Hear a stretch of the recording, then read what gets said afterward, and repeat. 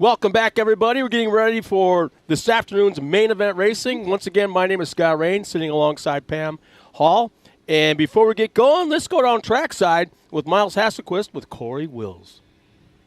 Down here in the pits with Corey Wills, getting everything tuned in. You've been out there doing a little practice. How's it feeling? Yeah, man, it's a brand new build. S3 just finished up the chassis, and we got out there and had to do all the setup on it. Made about 7 adjustments, and pretty close getting there. Track's amazing. It's going to be a good weekend. Yeah, this course is absolutely phenomenal. It really makes it a driver's course, so these small adjustments make a huge thing. So exactly what are you doing? Shocks, doing a little testing and tuning there, or what's going on? Yeah, pretty much all suspension. So the setup that was on it, like I said, it's a brand new build that we did. So we raised the crossovers up some. We took and played with high speed, low speed, and did some tire pressure adjustments. And I think we've about got it money. It's about there. It's getting fast. Yeah, the elevation change here at Mid-America Outdoors is awesome. I mean, the high banks, the jumps, so you have to really fine-tune it for a little bit of everything. Yeah, you definitely do. It's a totally different track, and everyone should experience this track. It's totally different, and it'll test your setup.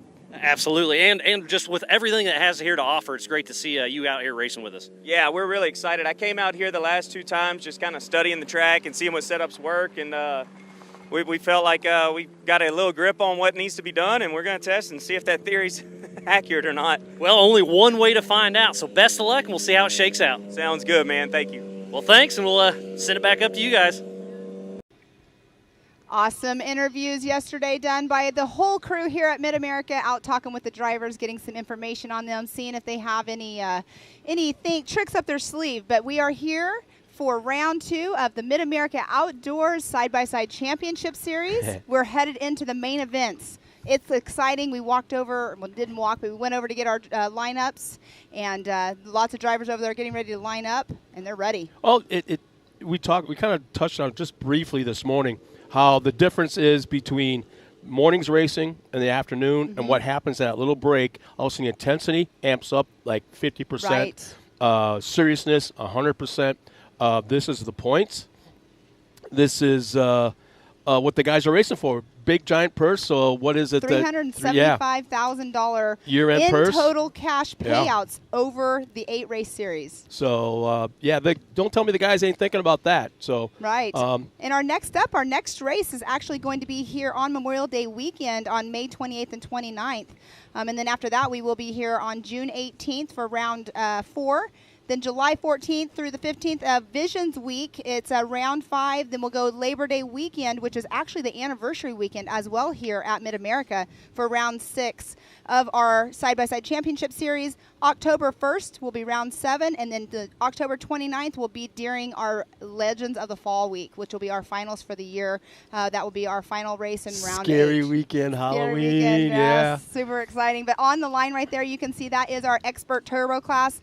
We will have 17 cars take off the line, and we have in the number 1 position number 1 was 444 of Mickey Schroeder.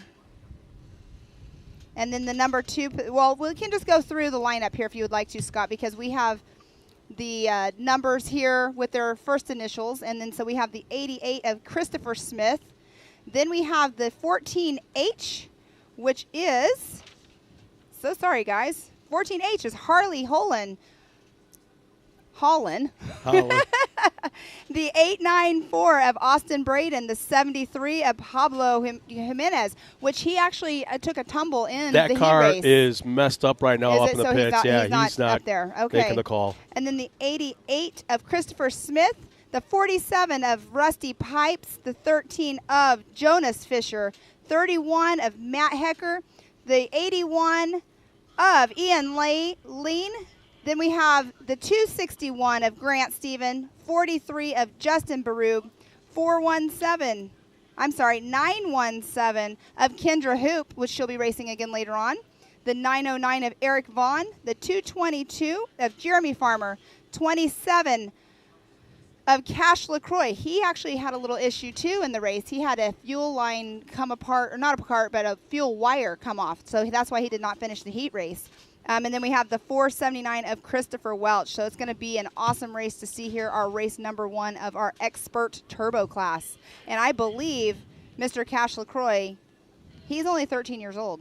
He's the youngest one out there on race course. And it's funny because also we got James Cantrell and Larry Orth both cheering on Cash right now. So they're checked in. And now that, I brought it up a couple of times on the first half of today, if you're home watching us, let us know where you're watching us from, whether it be in your garage, backyard, grilling out.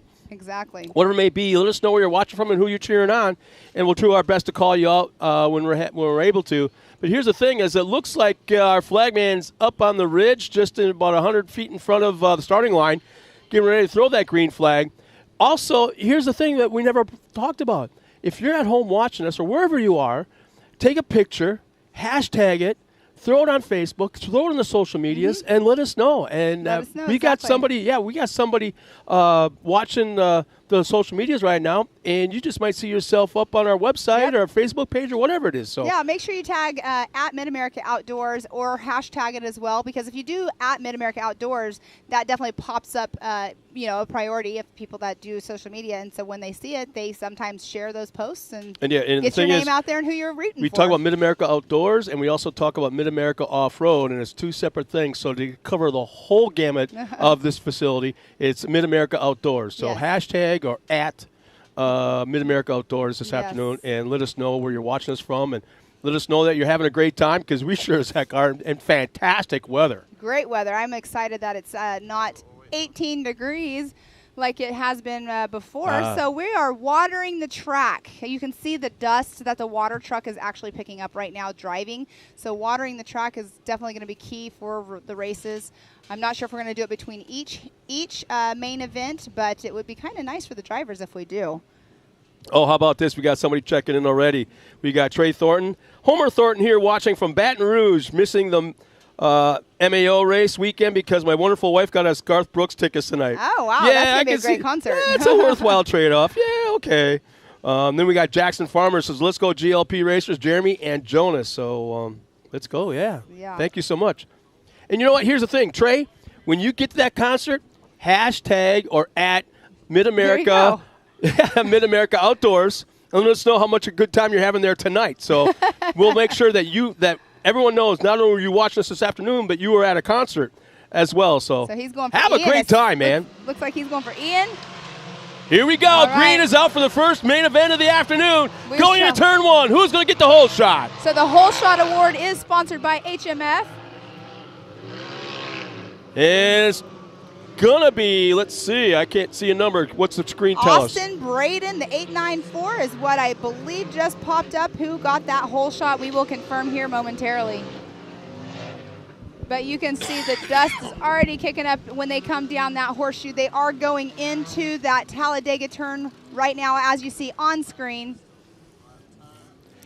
The thing is, they can't put water down where the blue groove is. All you're going to do is make a grease pit. So they're throwing water down everywhere else, and the wind is going to dry this track up And faster the than heat. the sun. Yeah. And it's warm today here as well. It's supposed to be up into the 80-degree weather today.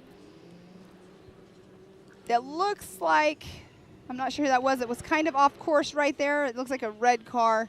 Boy, Cash is sure popular. We got Kim LaCroix checking in from Guntersburg. I'm not sure. I've never met Cash's Guntersville. mom. That might be mom. Oh, well, I'm not.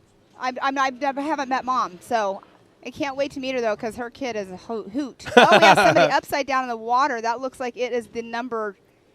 Boy, how Is did that that the happen? 12?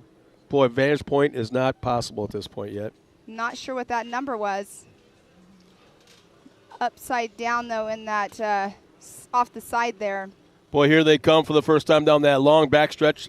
The smaller tabletop jump, there it is. Here they come towards that large tabletop, the 80-footer. And that is the Ultimax Spillway. We had them up here earlier talking about their belts. Tell you, they're not hitting it real hard, but they're still clearing it. And that's what's really interesting. What's going to happen when they smooth. start? What's going to happen when they start getting aggressive? That's where practice definitely is in play for everybody. Round one, they were not able to practice due to the rain, and the course was just so muddy. But Here they come completing lap we number have- one. Who do you have, Pam? we have 1, 2, and 3 coming in close. It's the 894, it looks like. So that is the 894 of Austin Braden in that number 1 position, the 444 of Mickey Schroeder in that number 2 position, and Ian Lane in that number 3 position in the number 81. So it's a Can-Am in the top 4 positions right now. Boy, there's some tight racing. They're side by side going to that right-hand turn at the bottom of the hill.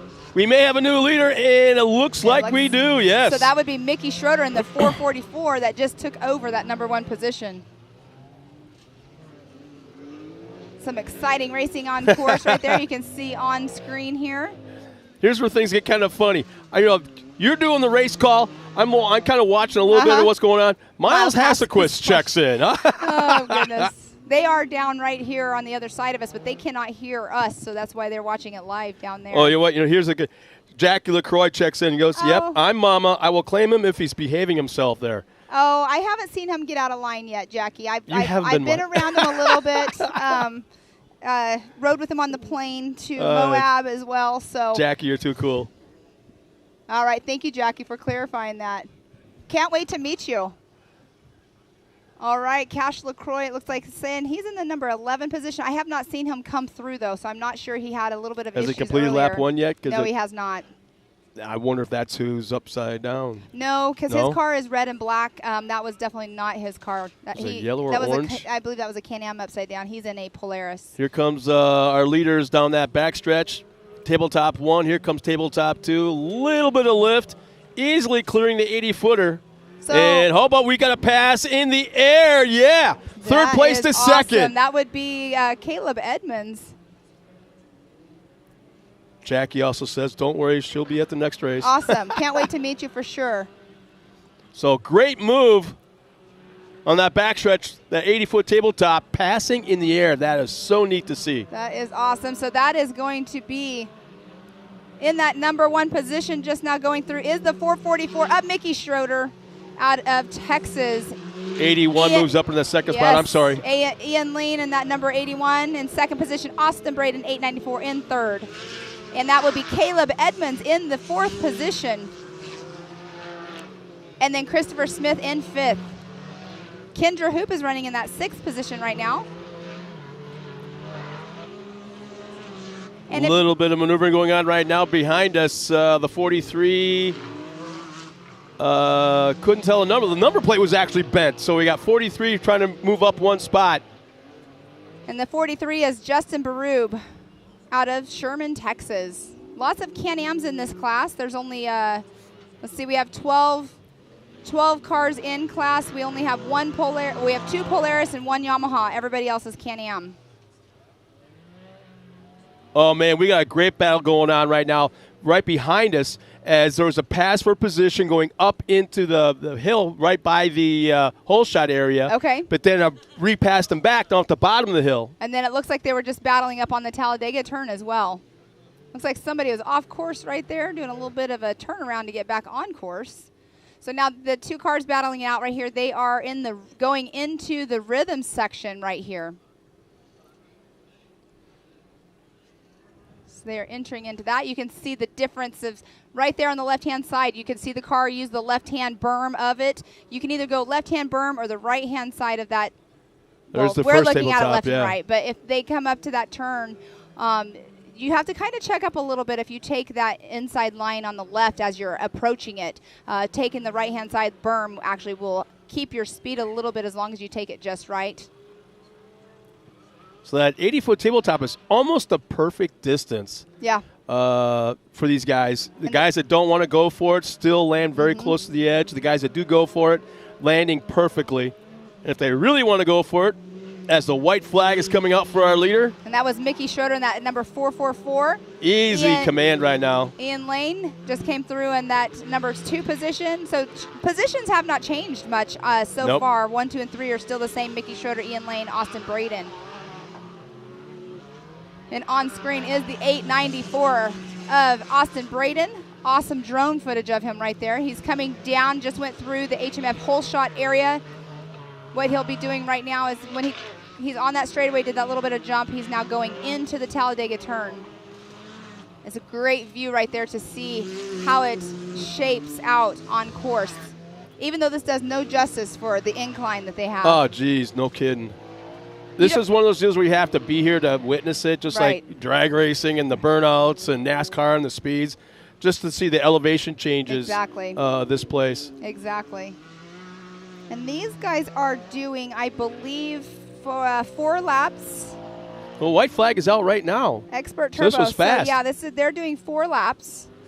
and we got a car pulling off the track rather early, the 222 in the Can-Am. 222. That's the car that was upside down Yep. earlier. So that is Jeremy Farmer. So that is awesome to see him at least Is back Hoop, on his tires. is Hoop on the podium so far? Hoop is right now, however this is taking place here. So timing is kind of doing its update because we do have 2 timing loops. So until they come through and get that checkered flag, it's kind of bouncing around here right now.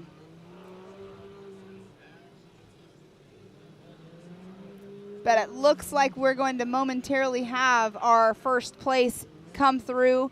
The 444 of Mickey Schroeder coming around shortly. Yeah, checkered flags in hand. All he has to do Yep, is peek 'cause around the corner. He just now went over the ridgeline ridge. Coming into There the it is. checkered flag, and now he just crossed. So awesome job, Mickey Schroeder, in that number 1 position. Our first main event winner of the afternoon, the 444s. Second across the line will be Ian Lane. Ian Lane in the 81 Can-Am, and real tight third and fourth across the line in the 894 and the 88. The 88 is Caleb Edmonds. And who's the final podium Caleb position? is your 895. Scooby. Caleb Scooby. No, but who's the I'm sorry. third spot on the? Austin Braden. Okay, Austin. Yeah, 894 of Austin Braden.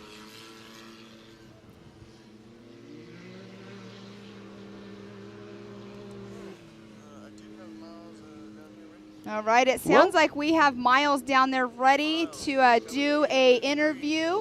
So down to you, Miles.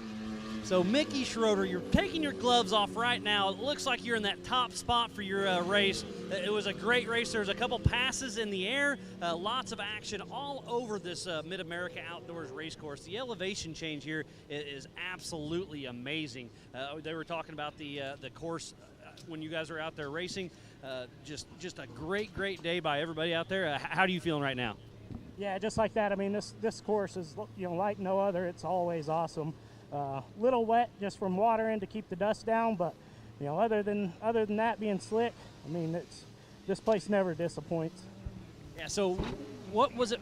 How good was that pass to get you up front?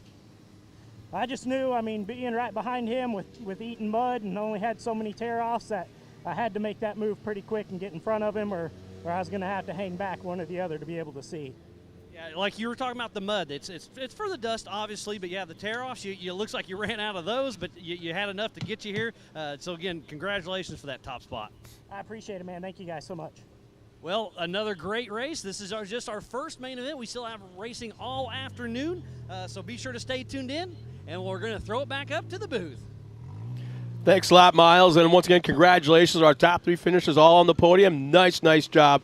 Great first race, and you know what? We already got our next race at the line, so let's hit that lineup. All right, our next race on the line is the Amateur Turbo. So it looks like we are going to have 14 cars go off the line. Actually, not 14, because I know my son's not racing, so we'll have 13.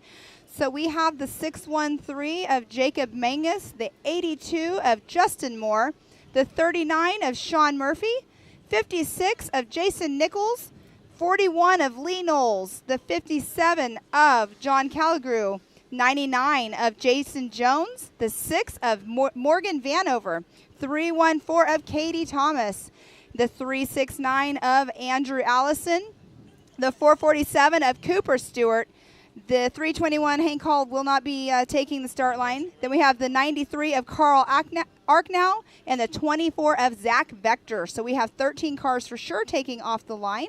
It's going to be an exciting race. This is a great race. The amateurs, some younger kids out here racing in this class for the most part, learning so they can move up to that expert class and then the pro. They're all looking towards that future. Yes, and they again, are. as I look at our screen here, Larry Orth is checked in, cheering on the LaCroix family. Andrew Leon says hi. Larry Orth says, head up, Cash, great job. Also, Amanda Mulligan has checked in twice. Let's go Moore and let's go Papa Lee. So Papa Lee has to be Mr. Lee Knowles.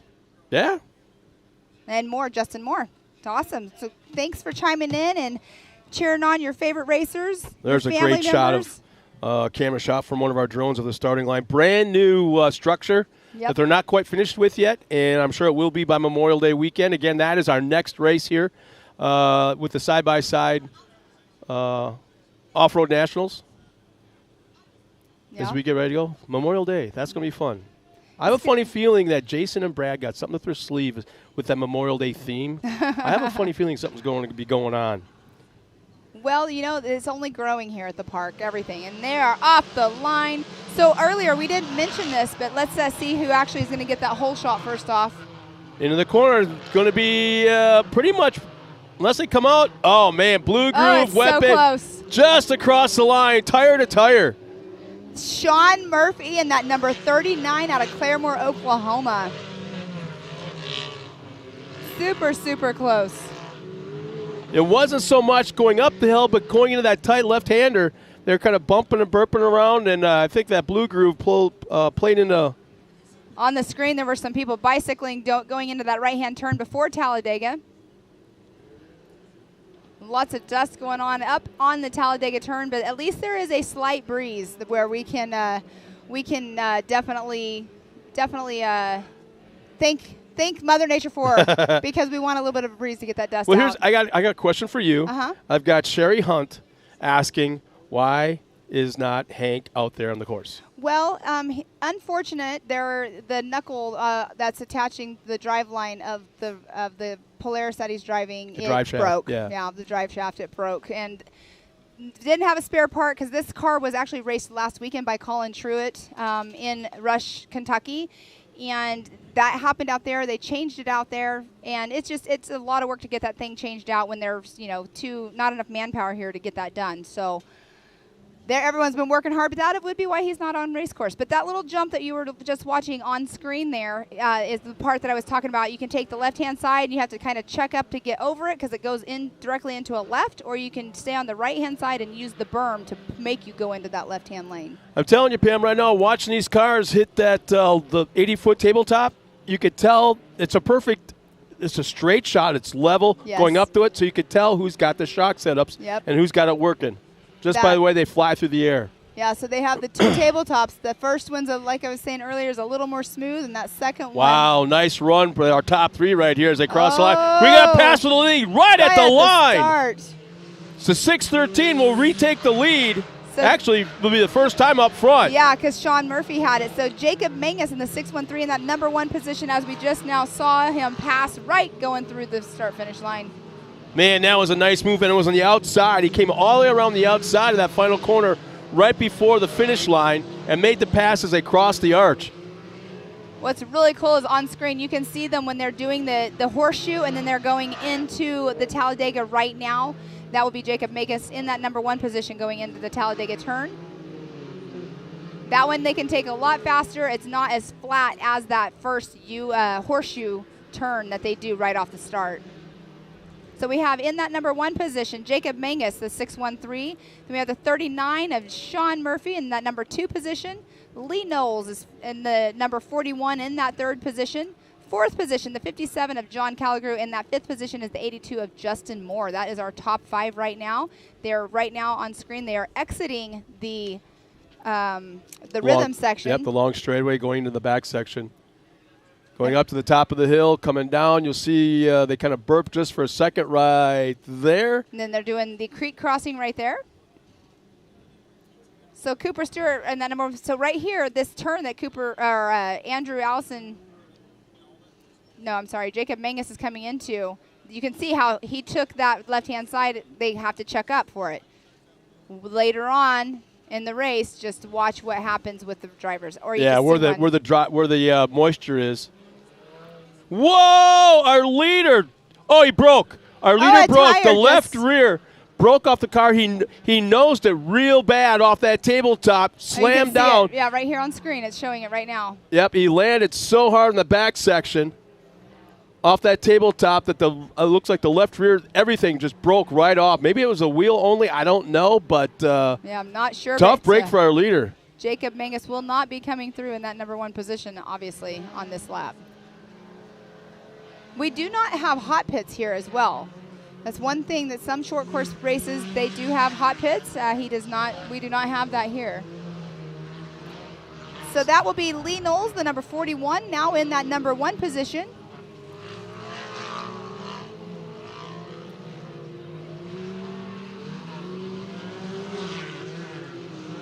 And in number 2 position is Sean Murphy in the number 39. I believe that was 57 that's moved up to that 3rd spot. Oh, yes, it is. John Calagru is in that number 30 position, the number 57. He's out of Ohio. He is running a Can-Am. So right now the top 3 are Can-Ams. We only have 1 Polaris in this class. And Justin Moore is running it. He's in 4th position right now. And why do you think that is? I don't know. I mean, I'm going to stay neutral because I did I did drive the Polaris R last night, which there is not a class for Polaris R yet, but that was fun. Yeah. It's fast. I was really shocked at it, but I did take it on the drag strip. But you can see them right there on screen right now. They are in that rhythm section. Now that's actually going away from us, our vantage point from where we're at. Mm-hmm. And they'll climb that hill right here. Excuse me. And we do have, well, it says Andrew Allison. He just went through. We have 2 light timing loops. So back in the back 40 over there where you can see the lake, there is a timing loop over there. So it is doing the split times as well over there for us. But Lee Knowles is out there in that number 1 position. And you can see that right now they're in the Ultimax Spillway area.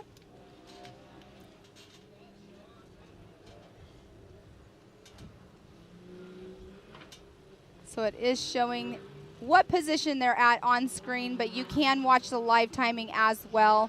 Like I said earlier in the day when we were doing our heat races, you can go onto the Mid-America website, go into the MAO short course side-by-side series, and then click on race results. And that's our where you leaders can are get coming into. by, taking the white flag, and the battle for 2nd and 3rd has really heated up since the last time by. Nose to tail, swapping back and forth, and now coming down the hill in that right-hand turn. And I have a funny feeling we're not going to see anything until that back section and those tabletop jumps. That's where we're going to see it. So they're all getting the white flag right now. Next time around, who's going to get the checkers? We'll see if Lee Knowles stays in that number 1 position. I think unless something catastrophic happens, I think he has it. But right now we're watching, actually I'm watching 2nd and 3rd. Well, we saw what happened to Jacob Mangus. That was very unfortunate for him. He just slammed. He knows it probably like that crazy of an angle. Yeah. But when he landed, it just slammed the back end of that car down and just snapped off that left rear. That's going to keep him awake for a long time, I think. I'm not sure where he pulled off race course, but I haven't seen him since that happened, so he might be already on off the hook. He could have driven off. I don't know. It was hard to see. It's out of our vantage point. But the battle for the 2nd and 3rd is still going on. Here they come into that back section. Here comes our leader down that long straightaway. 2nd and 3rd right behind, probably about 2 seconds. But here they come. One final shot down that long straightaway, up over the first tabletop. What happened there? Somebody did a little spin out at the bottom of there. That's our 3rd place car. That's our 3rd place car. That spun out? Yeah. That would be not Lee Knowles. That was John Calagru was in 3rd position earlier. Because the checkered flag's in hand. First came around that corner cleanly. They 2nd and 3rd went up the hill, did that left-hand turn, disappeared out of my sight, and only 1 car came out. Yeah, I saw it on screen here. I was watching So here comes our winner. Checkered flag at the line. That will be Mr. Lee Knowles in that number 41. Here's 2nd place across the line. Sean Murphy, the number 39. Can-Am. And the only, did you say there was only one Polaris? There's only one Polaris, which is now Justin Moore in the number 82, showing he just can't cross the line in 3rd position. In the last podium spot. And then 93 is Kyle Arknow in the 4th position, and Cooper Stewart 5th. Jason Nichols 6th. Morgan Vanover 7th. Boy, until you take that checkered flag, anything can happen. It looked like everybody was pretty comfortable in their positions. Second and third are a nice battle going on, but our second place car just disappeared off. But remember, these guys, they're not done yet. So they have to go up to our tech pad. You have to weigh. You weigh before you go on the track. You weigh when you come off the track. Post-race tech? Yes. So they all have to go there. Every single car has to go through that. And it sounds like Miles is sitting over there right now with Mr. Lee Knowles in that number 1 position. So let's hear what you have to say, Miles. So we're down here with Lee Knowles, fresh off the track, wiping a little bit of dust off your face. That was one heck of a battle, wasn't it? It was. It was a heck of a ride. Heck of a ride. So there was passing in the air, there was passing on the ground. I mean, this is what it's all about for some awesome short course racing. Good, clean driving out there. Those guys are awesome. There could have been a couple of times we could have taken each other out, but we both have respect for each other and taking it easy and taking our path when we can get it. Absolutely. It was a lot of fun to watch, so thank you for putting on a great show. And to be in that top spot, you just have to be really proud of yourself. Yeah, I can't say anything more than Super ATV, Mid-America Outdoors, Raceline Wheels, Maxxis Tires, all of them. I couldn't do it without them. Love them all. Thank y'all. And you said Mid-America Outdoors. You're one of their ambassadors, correct? Yes, sir. I'm one for the 2020 season. I couldn't be more honored. I don't know what I did to get it, but I'm thrilled. And you're on top of the box, so you're looking good. Yes, sir. Thank you. Lee Knowles, congratulations, top spot. Have a good one, buddy. All right. Thank y'all. So we'll send it back up to the booth. Thanks a lot, Miles. And again, congratulations to our winner. It's always a great way to spend a Saturday night here at Mid-America. We got some important people to talk about real quick before our next race. Who do you have, Pam? So the people that support the park and support this series, we have Nitto Tires. We have MRT Tires, 360 wraps, which you'll see everything here that is wrapped by 360. A lot of the race cars are also wrapped by 360. Raceline Wheels, Ultimax Belts, Gates, Maxxis, Super ATV, the Oklahoma Ford dealers, Hammer Mill Metals, and HMF they are sponsoring our Whole Shot. So you get a Whole Shot award from HMF if you get that Whole Shot. So it's super cool. And then in all of the class, or the Expert NA class, the Raceline is sponsoring free set of wheels to the winner. Oh, they're doing that again? Yes. Wow. Yes, I was informed that it was every race. And they're not cheap. So that's like buying a truck tire. I like or a truck Raceline wheel, wheels. I mean. Yeah. Yeah. So we have, great companies that are backing the series, backing the park. You can come here. They have Raceline wheels on display in our pro shop. You can go up in there. You can buy Ultimax belts. You can buy parts for your Polaris or your Can-Am if you break an axle. They have spare parts up there. It's like walking in an off-road warehouse that's for that UTVs. looks like Cabela's. Yeah. With an amazing restaurant attached to it. And the coffee shop upstairs. The coffee shop, yes. I think it's called Family Friends. It's a really good coffee shop as well. So the amenities here alone are awesome. Which leads into everything. Memorial Day weekend. Bring the entire family. Dad and maybe one or two of the kids, or all the kids could be racing while Mom is up here in the pool with the really young ones not able to race yet. There's all things going on and everything. I mean, very it's true. all inclusive. It's absolutely all inclusive. Exactly. 100% agree with you on that. But we are going to move into our race number 3, and this is our 179 through 12 class. So we have the number 3C of Case Beeman out of Enola, Oklahoma. The 71 of Kennedy Singleton out of Cowota, Oklahoma. 91 of Mia Cotto out of Burleson, Texas.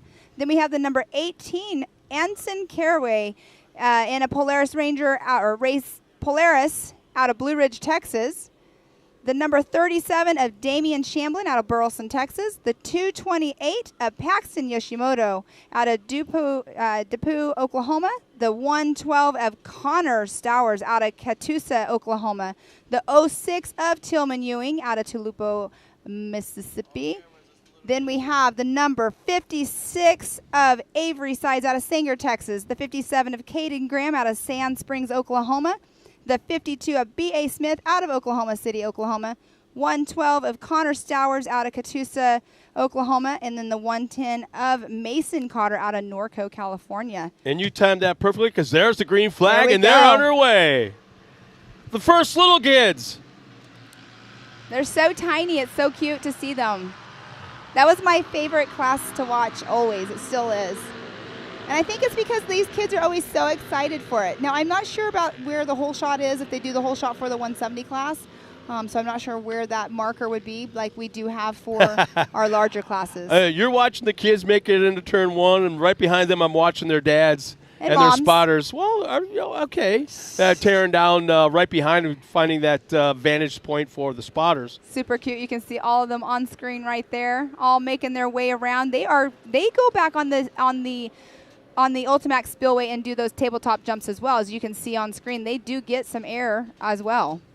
We got a question from Carter Aaron. He says, go through your preferences on ideal setups between you and I, what your preferred setup would be and what mine would be. But we'll get that. That's a great subject matter. We kind of touched on it earlier this morning, but after this race, let's talk about that. Okay. In the bigger cars, I guess you'd say, as the day goes on. Oh, we're losing our papers. The wind is picking up. Oh, crap. Here, that's why my banana has been been our paperweight today.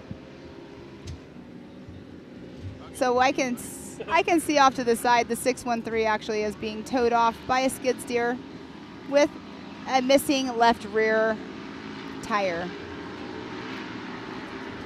On screen, going through that Ultimax Spillway. These little kids are having so much fun out there. They do go up they don't go through the Talladega turn, and reasoning for that is these cars, they don't really have a lot of power to, possibly make that hill. I'm sure they probably could, but it definitely would slow them down. So they keep them away from that area, but when they move up into class, of course, they will be going up that Talladega turn. And as you can see, they are on one of the tabletops. We do have two of them back there. One of them is an 80-foot tabletop.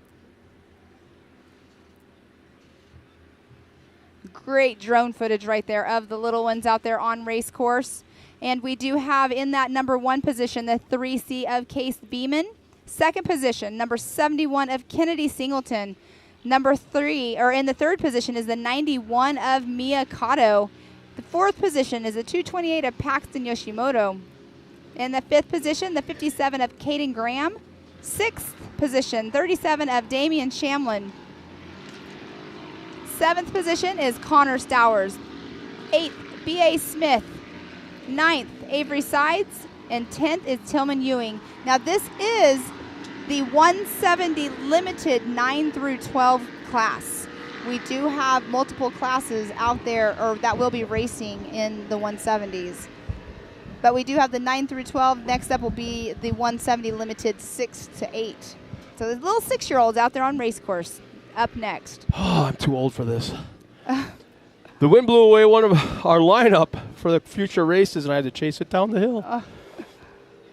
It's that windy. It is windy. It was a gust. Definitely a gust. But on screen, you can see those kiddos. They are coming. Like I said, they bypass that Talladega turn. And they will be doing 4 laps. They are on completing lap 2 as we speak. There's the white flag. Yeah. White flag is coming out. And I believe that's 5, the number 5. That is 3C of Case Beeman. That's a 3? Yes, it is. Okay.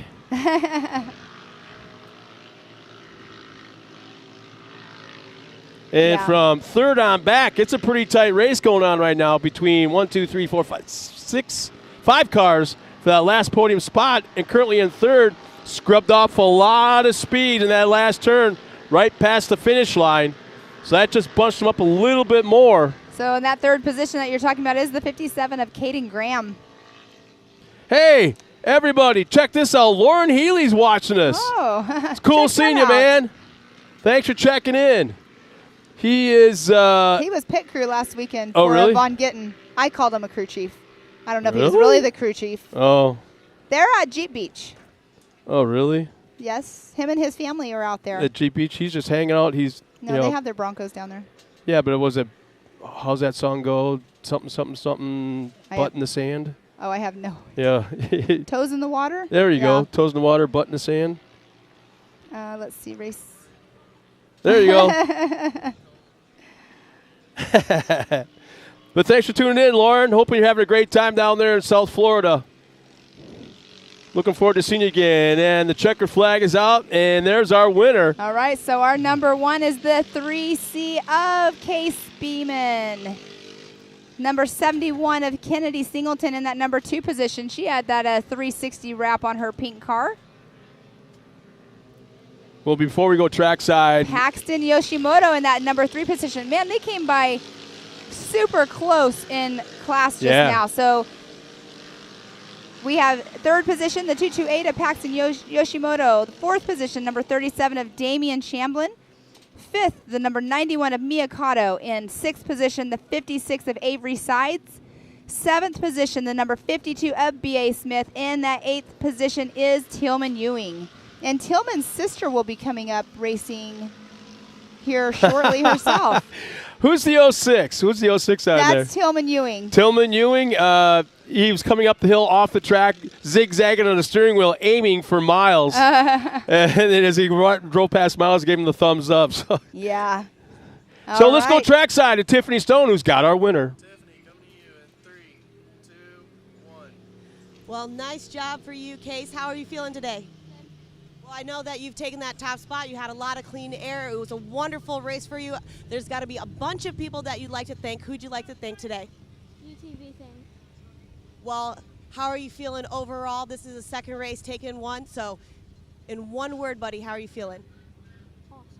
Awesome. Well, you guys heard it here. Case is feeling awesome. Case, I'm going to let you go celebrate. Back up to you guys.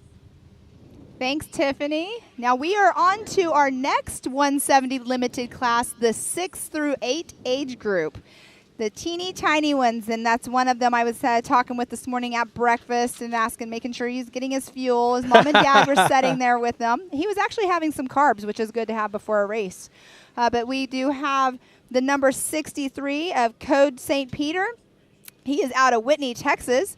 Then we have the number 21 of Tanner Thompson, who was up here speaking with us earlier. The 47Y of Maggie Flores out of Houston, Texas. The number 11 of Luke Anderson out of Claremore, Oklahoma. The 356 of Camden Ledbetter out of Oolaga, Oklahoma. I'm sure I pronounced that wrong. I apologize. The 135 of Bentley Fagan out of Skikatuk. I can't remember. He came to me last night and told me how to pronounce that. Oklahoma. Then we have the number 7 of Jace Bezecki out of Collinsville, Oklahoma. The 111 of Easton Helms. We actually had an interview with Easton yesterday also. And then the number 98 of Blaine Singleton, the 22 of Caden Vanover. So they are all lined up. They're making sure they're all good to go, and then we'll be taking that green flag here shortly. Looks like there'll be 2 rows starting with 1 car in the back row. Well, and they all start at one time. One time. There's no waves, yeah. No waves. Definitely not. Our flagman is up on the ridge just in front of the start line. And let's see. He's getting their attention right now. I think it was Flag is down. Skiatook, Oklahoma. Skiatook. Flag is up. We're underway. Races on the track. And just remember, guys, watching from home, if you don't know about this class, they are the 6 to 8-year-olds out there on race course. Boy, the top 2 cars are still side by side. They made contact in the air right when they landed. Still able to continue on, but we have got, I want to say, is it the 21 or 71? I'm not. It's hard 21 is Tanner Thompson. He was the one who was out here talking to us earlier. Remember, he said he has 2 RS1s at home, so you know he's preparing for the future. Yeah. Yeah, and he kind of said it so nonchalantly. Yeah. He would rather be in a turbo car is what he told us. Oh, yeah. But what was he? He's only 9 years old. 9. But my kid was in a car like that at 10, so. Yeah, I was, what was I doing at 9? Probably chores. I was roller skating a lot. I like to roller skate. I think I was in the farming. Well, we have right now out on the race course the little ones in our 176 to 8 class. Got a And- couple of fans cheering on Tanner Thompson right now, Brett Cox and Brian Durbin. All right. Yeah. Still a nice tight race up front. The 21 and the 63. Yeah, so that is Tanner Thompson in that number 1 position. The 63 of Code St. Peter.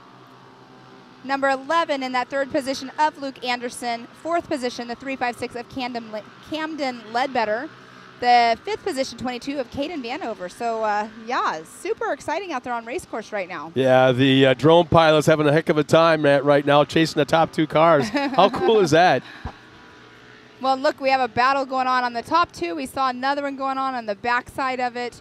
But they are going into right now into the tabletops, which I think is so cool that they get to race on those tabletops because that, to some people, that's intimidating.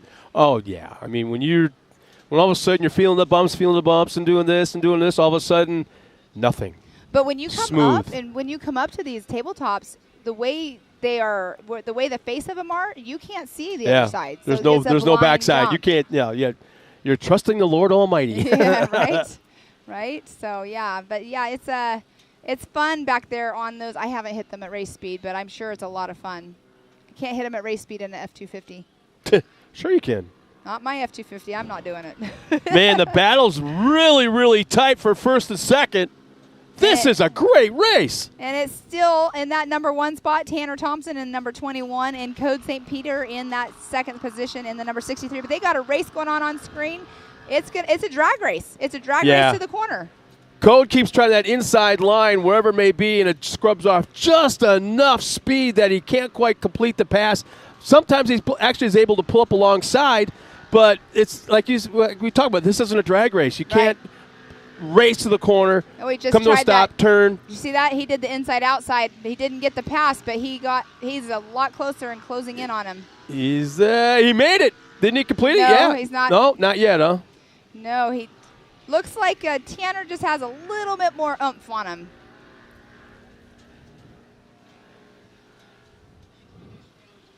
But he keeps picking it up. It's just, sometimes what do? You sit there and you wait for the person in front of you to make that mistake. Yeah.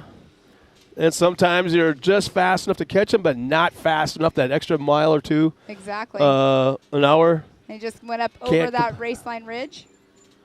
It's coming down into the start-finish line now. White flag is out. Here they come one more time around.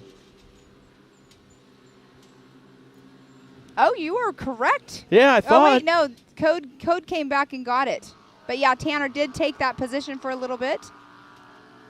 Yeah, Tanner just went he's taking the corners really wide. I think he's trying to find that apex, and then coming out of that apex, not trying to scrub off too much speed, and he's actually making the turn really, really wide. Yes. And then all of a sudden, it looks like Code's pulling away now, probably a 3 or 4 car length lead. Yeah, something like that for sure. Tanner Thompson in that number 2 position. Luke Anderson is in number 3. Camden Ledbetter in the 4th position. Bentley Fagan, 5th position. Easton Helms in that 6th position.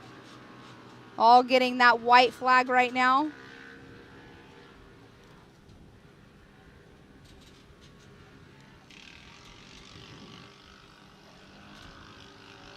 I think the hardest corner for these kids is this one right here down below us, that the final turn right after the finish line. Uh-huh. That's where they're scrubbing off a ton of speed. Some kids have really got it figured out, and others are just like going in a turn, stop, turn, and it just scrubs off a ton of speed. Last weekend, when they were Here we go. When they were racing, it was kind of the same thing. They were having some issues, but yeah, look at that. Code will take the win. Tanner comes across the line in second. Nice little entertaining, fun race to watch. It is, and we're not even done with the kiddos.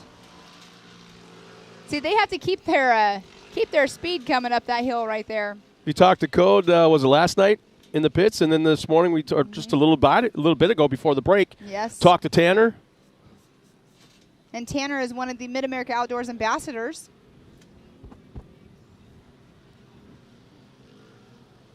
So Luke Anderson has came through in that 3rd position in the number 11. Camden Ledbetter in that 4th position. Bentley Fagan in 5th. Easton Helms 6th.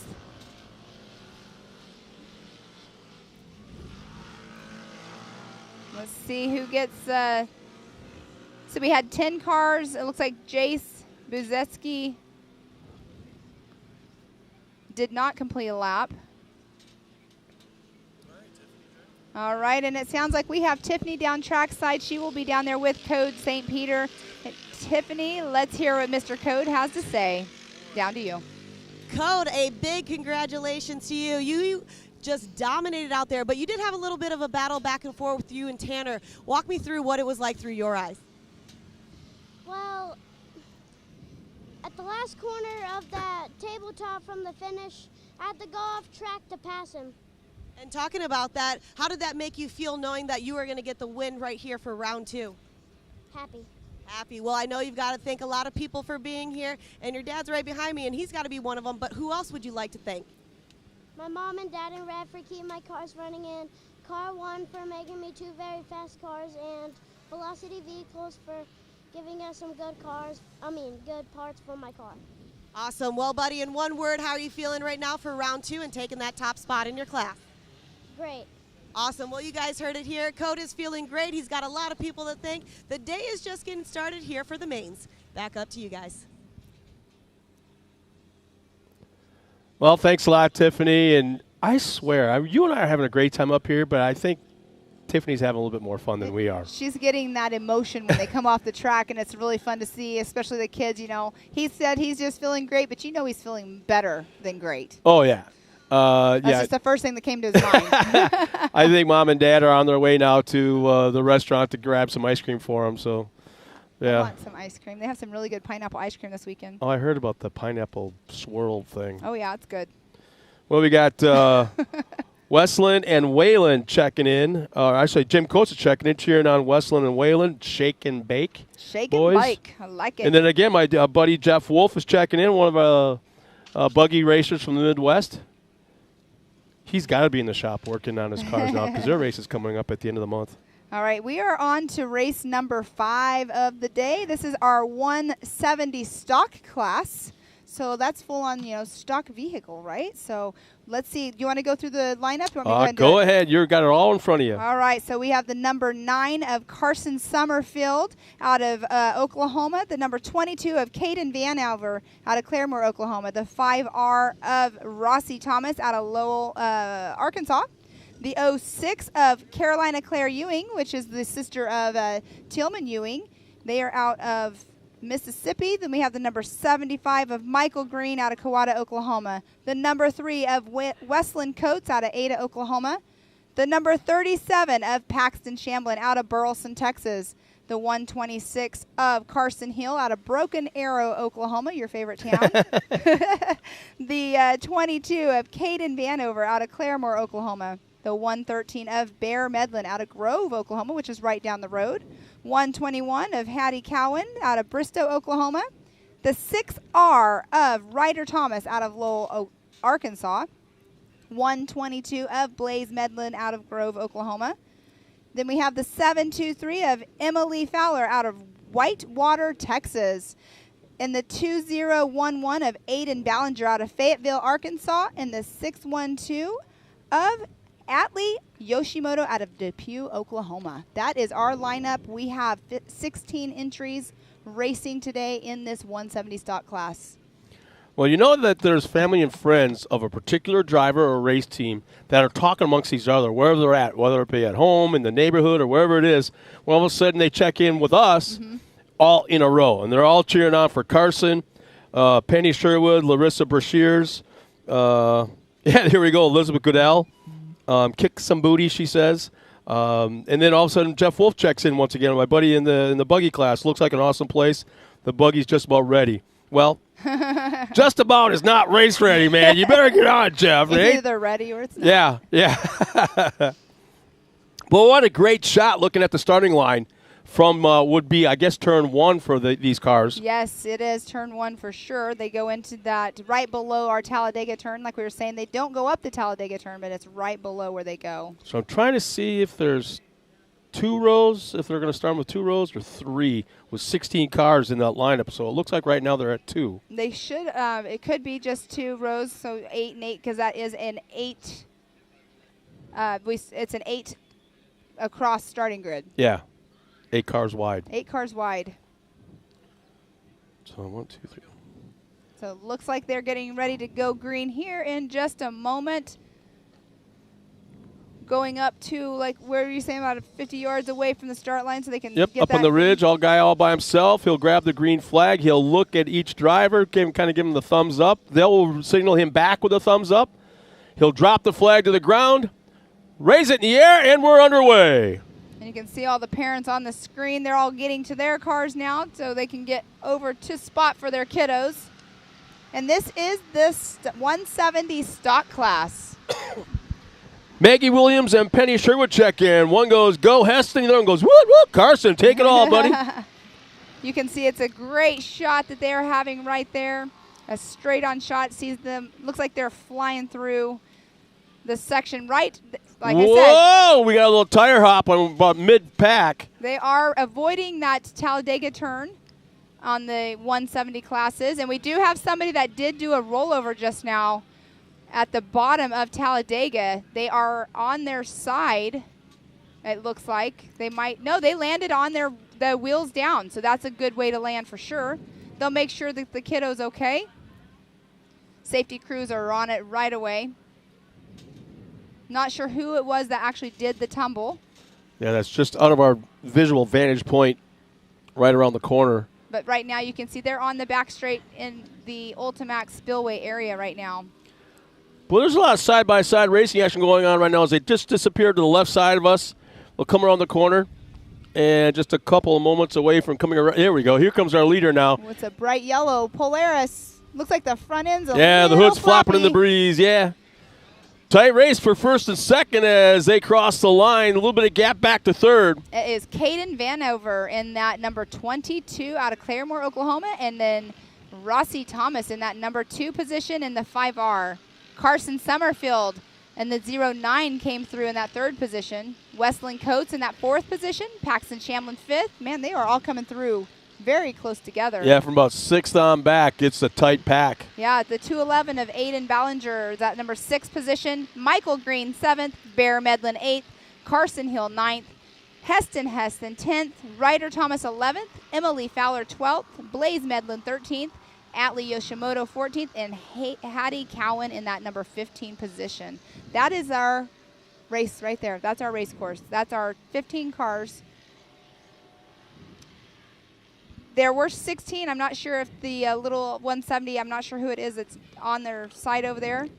And Or not on their side. They landed on their wheels. Our battle for the lead, as we are looking at mid-pack right now, the battle for lead is really tightening up as they disappear to the left side of the race course. Just outside of our visual.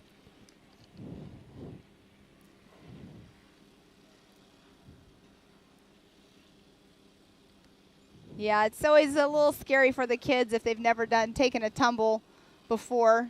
So I saw somebody running that way. It's probably Dad running over there. Just making sure the kids are okay. Here come our leaders as our leader crosses the finish line right now. So that's Caden Vanover in that number 22, still in that number 1 spot. With No, watch how they hit that corner. Nice and smooth apex. That second place goes pretty wide. Tightens the gap back to third. The 3rd place took it a little bit tighter. Now, these cars do not turn that well. No? No, they don't. Well, you're a little gal. Do you fit in that thing? Well, if it doesn't have You tried. Admit it. You tried. Before it was built into a race car, I could get in it. But once it was built into a race car with the full containment seat, I couldn't fit in it anymore. But yeah, I could before it was race built. But look at that lead over there that Caden has. But it looks like It's that shrinking. Rossi is getting a little Look bit at the closer. straightaway speed. Look at that. Oh, definitely going to get past right here possibly. They are too wide going into that right-hand or left-hand It takes them a turn. while to get up to full speed It to the does. top end. All about gearing. All about the gearing in these things. They're still side by side in that left-hand turn. And they'll be coming into the race line bridge here momentarily. And then they'll be coming right across the start-finish line. So we'll see if Caden can keep that number 1 spot. No, Rossi was running the outside line a moment ago, and now it sets him up for the inside right here. Yes. Will he go for it? It looks like he is. Oh, they very, are very so tight. close. White flag is coming up. He's pushing the issue, no doubt about it. And it looks like we got a brand new leader. Looks like Yeah. Rossi Thomas has taken that number 1 spot in the 5R. That was a very nice move. Whether that was intentional or not, I don't know. It don't matter because he's got the lead. Oh, and he goes wide. Coming out of that last turn past the finish line, he goes way wide and loses the lead. That's what I'm saying. These things do not turn very well, and it's hard sometimes to turn these things. As we saw last weekend in the 170 race we had, it was so tight that the cars had to back up because they kept going into a tire because it was a U-turn. Well, Ken, is it just the fact just that they don't have a lot of steering radius, or is it that they run a little, like a rack unit? No. No? Nope. Oh, but check this out, the lead. Yeah, it's Rossi has retaken the lead on the backstretch. That tells me, A, Rossi's quick, but there's a problem with the yellow car. Something's going on because I don't think it's 100%. Caden was definitely had a nice lead and then kind of let up last lap, so now Rossi has that lead right now. Oh, look at that little bounce right there. Oh, man, this is going to be tight. And now Caden has taken over just by a half a car length, and they're in that. See, they're going back and forth. Here's the final turn right here, final turn. It looks like Rossi has a little bit more. He goes wide. Oh, no. Here comes Caden the inside. It's Look a at drag this race finish. across the line. Oh, man. Oh, Don't say it. Don't call it. Don't call it. Who do you think? Well, you're already looking at it. I have timing in front Yeah, of me. you weren't supposed to be looking. Caden took the win. What's the gap? 0.092. Wow, 9 1,000ths of a second. I'm sorry, 9 100ths of a second. Are you kidding me? That was such a close finish. I mean, that's like, we'll see if that's the best finish of the day. Wow. How many passes on that last lap? At least 3. 3? At least 3. So it looks like Miles might be talking to both drivers, first and second. Number 1 position is the number 22 of Caden Vanover. Number 2 is the 5R of Rossi Thomas. Carson Summerfield is in the number 09 in that 3rd position. 4th position, number 3, Westlin Coates. Carson Hill in that 5th position in the 126. The 2011, Aiden Ballinger in that 6th position. Michael Green, number 75 and 7th. Bear Medlin, the 113 in the 8th position. Paxton Shamblin, number 37 in that 9th position. Ryder Thomas, number 6R in that 10th position. Heston Hess, 11th. And Blaze Medlin, 12th. And it sounds like Miles is ready down there with our winner.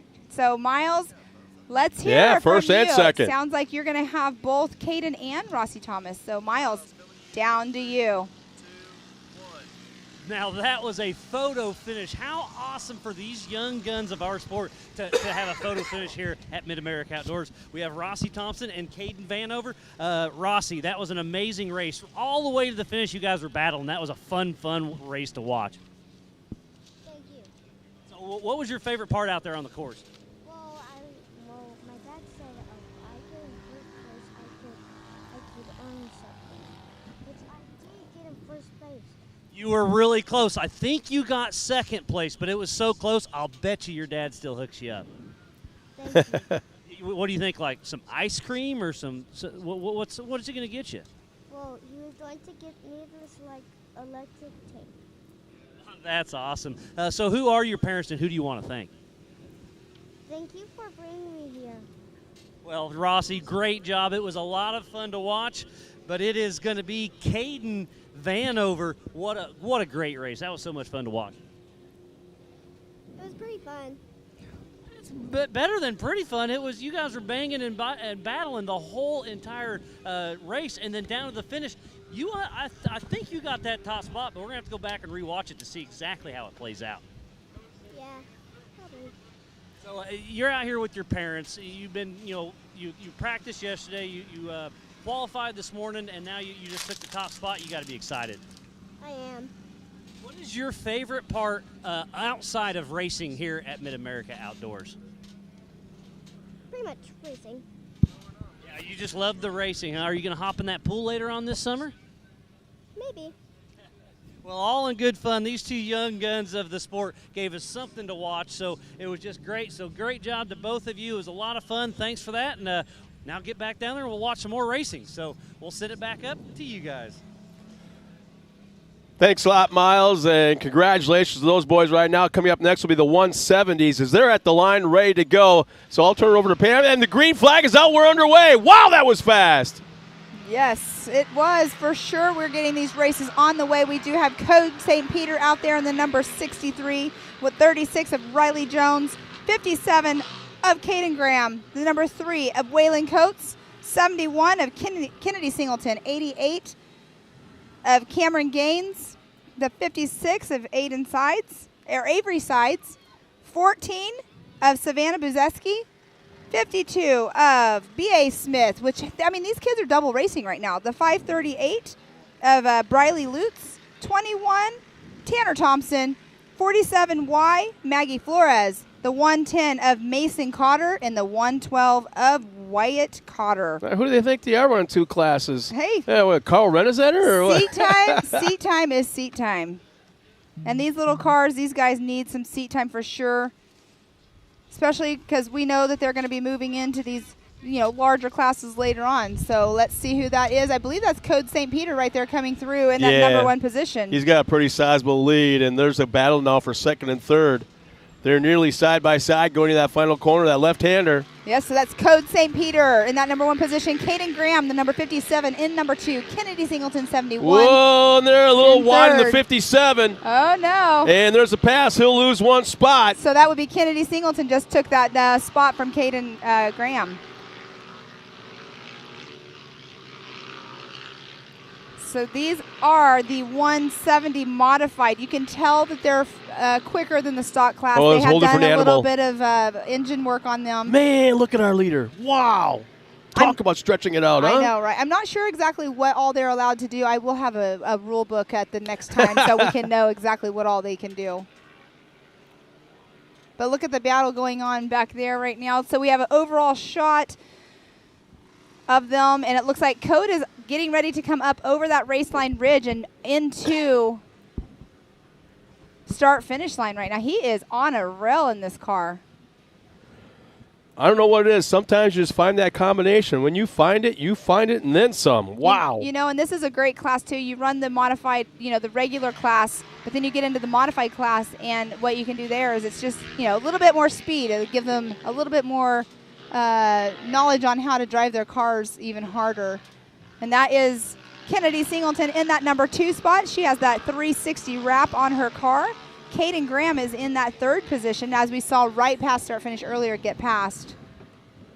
Cameron Gaines in 4th, Tanner Thompson 5th, Savannah Buzeski in 6th, Waylon Coates 7th. We talk about what they can do to these cars to make them faster and things like that. Well, I've listened to Code last time by, and he's driving his car around the corner right here down below us, way different than everybody else. He is able to just come into the turn. He burps the throttle just a tick, which helps that car rotate, and then he's actually doing what we didn't think they could do. He's drag racing down to the next turn. Well, this is modified, that's why. Yeah, listen to him. You listen to him next time he comes by. He's way right different. Now. He's getting the white flag already. Look how quick this race went by. And the gearing sounds perfect. Way high in the RPMs. And that right there, you talking about him doing that in the corner, you know what that is? That's seat time. That's seat time, that's practice, that's getting back on the throttle. And I used to know him real well. I haven't talked to him since he started his rookie season in NASCAR. But Jimmy Johnson told me one time, brake early, accelerate early. And boy, if you brake earlier than you think you have to. Right. And boy, by the time it doesn't seem like it works, but by the time you get to the next turn, holy smokes, that added speed you got. Exactly. But brake early, accelerate early. Which makes sense. It makes 100% sense. So Kennedy Singleton in that number 2 spot, I was just looking as we were talking at her car. Her car is a little bit wider, so that will give her an advantage of being able to not lift as much in these corners, being that wider stance on her car. But our leader should be coming around the corner any minute now. Actually, any second, as fast as he is. He's more than likely in that race line ridge area. There we go. Getting that checkered flag is the number 63 of Code St. Peter. Nice job by that young guy. Holy smokes. He's stoked right now. And second finally comes into sight right now. And will cross the line all by herself. Miss Kennedy Singleton out of Cowada, Oklahoma. 17.983 seconds behind code. And they all have to go directly to Post Tech as soon as they get done off track. So right now we have Code St. Peter in that number 1 position, Kennedy Singleton number 2, Caden Graham in the number 57 in that 3rd position, Cameron Gaines in the number 88 just took 4th position, Waylon Coates number 3 in 5th, Savannah Buzeski in that number 6 position, and it sounds like we have Miles down there with Mr. Code St. Peter right now. So down to you, Miles. Down here with Code St. Peter's winning once again this afternoon. You are on a roll, young man. Yeah. Are you having so much fun? I can see that smile underneath that helmet. It says you can't get any bigger than that. Yeah, I'm having very fun. So I saw you talking with your dad earlier. How excited is he out here watching you have fun? Very happy. So you walked away with this race pretty early on and just ran a flawless race. What was your game plan? I don't have one. You just get out there and drive. I like your style, buddy. Well, again, you're the future of our sport. You just won your 2nd race of today. You're on a roll, buddy, so just keep doing what you're doing, and I'm excited to see where the future leads for you. Yeah. So who do you want to thank for getting you out here top of the spot? My mom and dad and Red for keeping my cars running in. Car 1 for making me 2 very fast cars, and Velocity Vehicles for getting us hooked up with some good parts. You got this thing figured out, and I expect to see you doing that quite a bit more. So thanks again for racing with us here at Mid-America Outdoors, and we'll see you at just a little while. Yeah. All right, Code St. Peter's with another solid finish, and we'll get back to some racing here very shortly. So we'll send it back up to you guys. Thanks a lot, Miles. Congratulations to Code. That was just, if a little guy could flex his muscles, he just did right now. Exactly. He's looking like Superman, but nice job for Code. And in fact, we're going to take a moment to water the track, do a little track preparation. And as a group last night, all of us announcers had a chance to walk the pits and interview different drivers, pull them out of the crowd, pull them out of their pits and talk to them. And here's one of those segments right now from last night. Thanks, guys. Hanging down here with Scott. Scott, you had an impressive first run for round 1. Now we're here for round 2. The wind's kicking up. The rain already came through. What is the game plan for this weekend? Just be consistent again. We got to finish every race to do well in the championship. So obviously get a good start, and I think we're getting some rain tonight. So hopefully it keeps the dust down, and I like those conditions, so it should be good. And talking about that, last time we got a chance to talk, it was the very end. It was the very last race. You took that top spot, and your friend came down and just pretty much tackled you. And that's kind of the emotion that we're looking for. What does that say about MAO and what the vibe is here? Yeah, this whole place is just awesome. Racing here last year was my first season, and had a blast. And this year we're looking to do the same and hopefully win the championship this year. That's our goal, and finish number 1. All right, Scott. Well, we know about you and being so professional on 2 wheels, and you and I were chatting that 4 wheels is a little bit different for you. This is something that you just keep pushing and pushing. What is the biggest thing that you've learned so far about being in this side-by-side? There's so many parts to this car, so it's not, it's like 4 dirt bikes put together. So keeping the car together has been my main thing. You can't overdrive these things where you got to be pretty consistent and not do anything crazy and not bash into guys either. So it's you got to try to pick and choose where to go for it and when to just settle back for a minute. But I'm having a blast. It's super fun.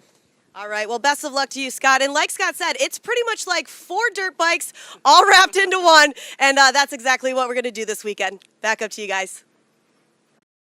Down here with Kyler Holcomb. It looks like you're doing a little tweaks on the car. What's going on? Yeah, we're making sure the engine's not about to blow up. We had to do a complete engine swap all weekend. We spent probably 40 hours working on the car, swapping the engine. We got a car from my cousins, and the radiator's new, the oil tank's new, the engine's new, the shocks are brand new. So everything was toast last weekend. But So you're doing all this work to get ready. You're just kind of doing a little final tuning to make sure everything's good with the car? yeah, it actually ran really good in practice. Some new shocks, and my old shocks, I actually tuned them myself, so they weren't too good. So this is the first time we've had professional shocks on the car, and it's it's a world of difference. So Yeah, I mean, setup on short course is a huge deal because it's a driver's class. So some of the other terrains we race in other sports is, you know, the car can actually soak up a lot of stuff, but in short course it's tight and technical. exactly. I think my old suspension was I think it was too stiff. I was getting beat up. I feel like I'm going slow now because I'm not getting beat up driving the car. So I'm not sure if I'm going slow or if I'm going faster now. I'm not sure. We'll see. Well, yeah, I was gonna say we're about to find out. But again, yeah, best of luck with all this stuff. I see you're just double checking all the oil on the car, draining it, make sure this new engine's gonna hold up to tomorrow's racing, and we'll see how it all shakes out. Sounds good. Well, you'll see if we are out there beating Baco and calling true tomorrow. Well, Kyler, best of luck. We'll see how it shakes out. Thanks again, buddy. Thank you. Back to you. Thanks a lot, Miles. And, it's always a treat to have a sponsor or somebody involved, a company deeply involved in motorsports, come up and join us. We've had a couple of drivers come up here, but this is the first time, actually second time we've had one of our sponsors come up here and really give us an in-depth view of what you're doing. Dave Smith from Maxxis Tire. And we've been talking about tires today a ton. And that seems to be a big, big issue this weekend. Tires and rims definitely make a huge part of this particular track because the track is rough on tires and rims. We see a lot of riders come off the track with either a cut rim or a cut tire. So we have a lot of time. We're up there. We're replacing tires with our brand. We're replacing our brand. No matter how you look at it, as long as we're getting something fresh back on their car so they can get out and race, that's what they need. So is it a rock situation? Is it the abrasive dirt? I mean, what is the biggest thing you're facing this weekend? It would definitely be the elements. It would be the rocks. It would be the speed of the track carrying into the turns. And then as well, we also have the nature of these guys don't like to stay apart from each other. Oh, yeah, that contact thing. Yeah, okay. That open wheel racing. So what do you as a company, what do you think of this facility? You know, I was one of the first big vendors to come out here 2 years ago when we found this through another racer. He had us come out to the track and check it out. I fell in love with it immediately, and this was back in their infancy stages. Every time I've ever come here, more and more and more development happens. So to see the growth that we've been a part of for 3 years, as well as the sport growing in the direction it has, we're proud as a sponsor to be a part of all that. Be one of the first ones, if not the first one, yeah. That is awesome. Now, what other series do you support? Because you're out there with a big rig, you're out there with a big trailer, you got a bunch loaded with tires, and I just see every time I walk by you, I see you guys on a tire machine. Well, we do stay busy. Especially this weekend. Well, actually every weekend. But, this is busy for a race weekend. So we're selling our Saros brand tire, which is a popular tire for this track, as well as some other tires that fit in. Unfortunately, we go through so much inventory at a weekend like this that we're even going to some of our non-competitive racing tires to just get them on the same size. Oh, gotcha, yeah. So we stay busy with that. And the short course and the side-by-side, whether it be endurance racing or short course, that's what we're involved with at Maxxis right now. We're making a very large push in the side-by-side industry. So we spend time at some short courses in Texas. We do some woods racing in Indiana, as well as ATV and woods bikes. So we stay very busy. Unfortunately, one of the series we supported ended its operations this year up in Wisconsin. Mm-hmm. So we unfortunately don't get to go play there. But then our automotive side, we do a lot of truck racing and a lot of shows. And we're at Jeep Beach right now on the automotive side down in Daytona. Okay. So, yeah, I got stuck in Jay. And they're down in Daytona. Okay. He didn't just say that. I got stuck in Jay, man. Okay, let's weigh it out. Daytona, Jay. Daytona, okay, Jay. You got me. Okay. All right, I love Daytona. I love being out here. But, I raced many years of my life. I spent a lot of time down at the Daytona track racing myself. So I miss it. Well, can you hang out with us for a while yet? Because we got our next race at the line, and they're getting ready to take the green flag, and we got a big lineup to go through. Pam, it's all you, man. This is the Expert NA class. This is our race number 7 of the day. We have the 614 of Sean Philbin out there. The 999 of, I'm sorry, I got my thing here, Carson Vell. The 28 of Luke Safrit. We have the 172 of Lake Edwards, the 401 of Chad Mayo, 762 of Kyle Bedau, the number 12 of Alana Baker, 14 Gavin Beers, 10 is Haley Boodle, the number 37 of Patrick Shamblin, the 1776 of Braxton Moore, the 21 of Keegan Cummings, 84 of Caden Ellis, the 978 of Rick Schroeder, the 611 of Edward Mangus, the number 24 of Reese Harris, 46 of Kevin Hall, the 16 of Aaron Cuevas, the 118 of Logan Ellis, the 888 of Greg Rice, 82 of Landon Safford, which is his twin brother as Luke that I mentioned earlier, and then the number 656 of Matt Hazel. So we have 22 entries going off the line today. That's a big feel, and all of a sudden standing here right now, it's got a different sound to it. It does. It It's definitely does. kind of cool. As the race day goes on, the sound gets a little bit more bolder, a little bit more meaner, and that just gets us going on. Mm-hmm. Well, you bring your way into the horsepower as you get work your way towards the pros. The turbos, when you're hearing them spooling down there, there's a lot to be said for it.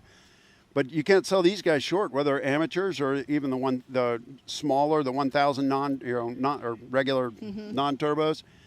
They're still pushing a ton of power out there, and Yes, it's a lot for these guys, whether amateur, whether they're expert or pro. Exactly. Well, now are you kind of like a full service thing? They bring their tires and wheels to you, and you dismount them and remount the new ones on? Do you cut them too? No, we do not groove tires. I don't. Our automotive side did that, like when they were at the Champ Series and things like that. When they're working on the big trophy truck style, they get a blank and they cut the groove into it. We, unfortunately, since I come by myself and I don't have a team of 13 guys. Yeah. No, I'm not grooving tires. You don't want me grooving tires. I'd write my name in it. There'd be no real pattern. All right. Well, you hear the revving engines going up. Our flag man's got it in hand. Has dropped the flag, and it's up. We're underway. See who's going to get that hole shot. Oh, no. Multi-car pileup just behind the trees in front of us at the bottom of the uphill. We do have somebody upside down on their lid. Dave, you're more than welcome to hang out with us. We could talk to you all afternoon, man. Well, hang out with us. I enjoy listening.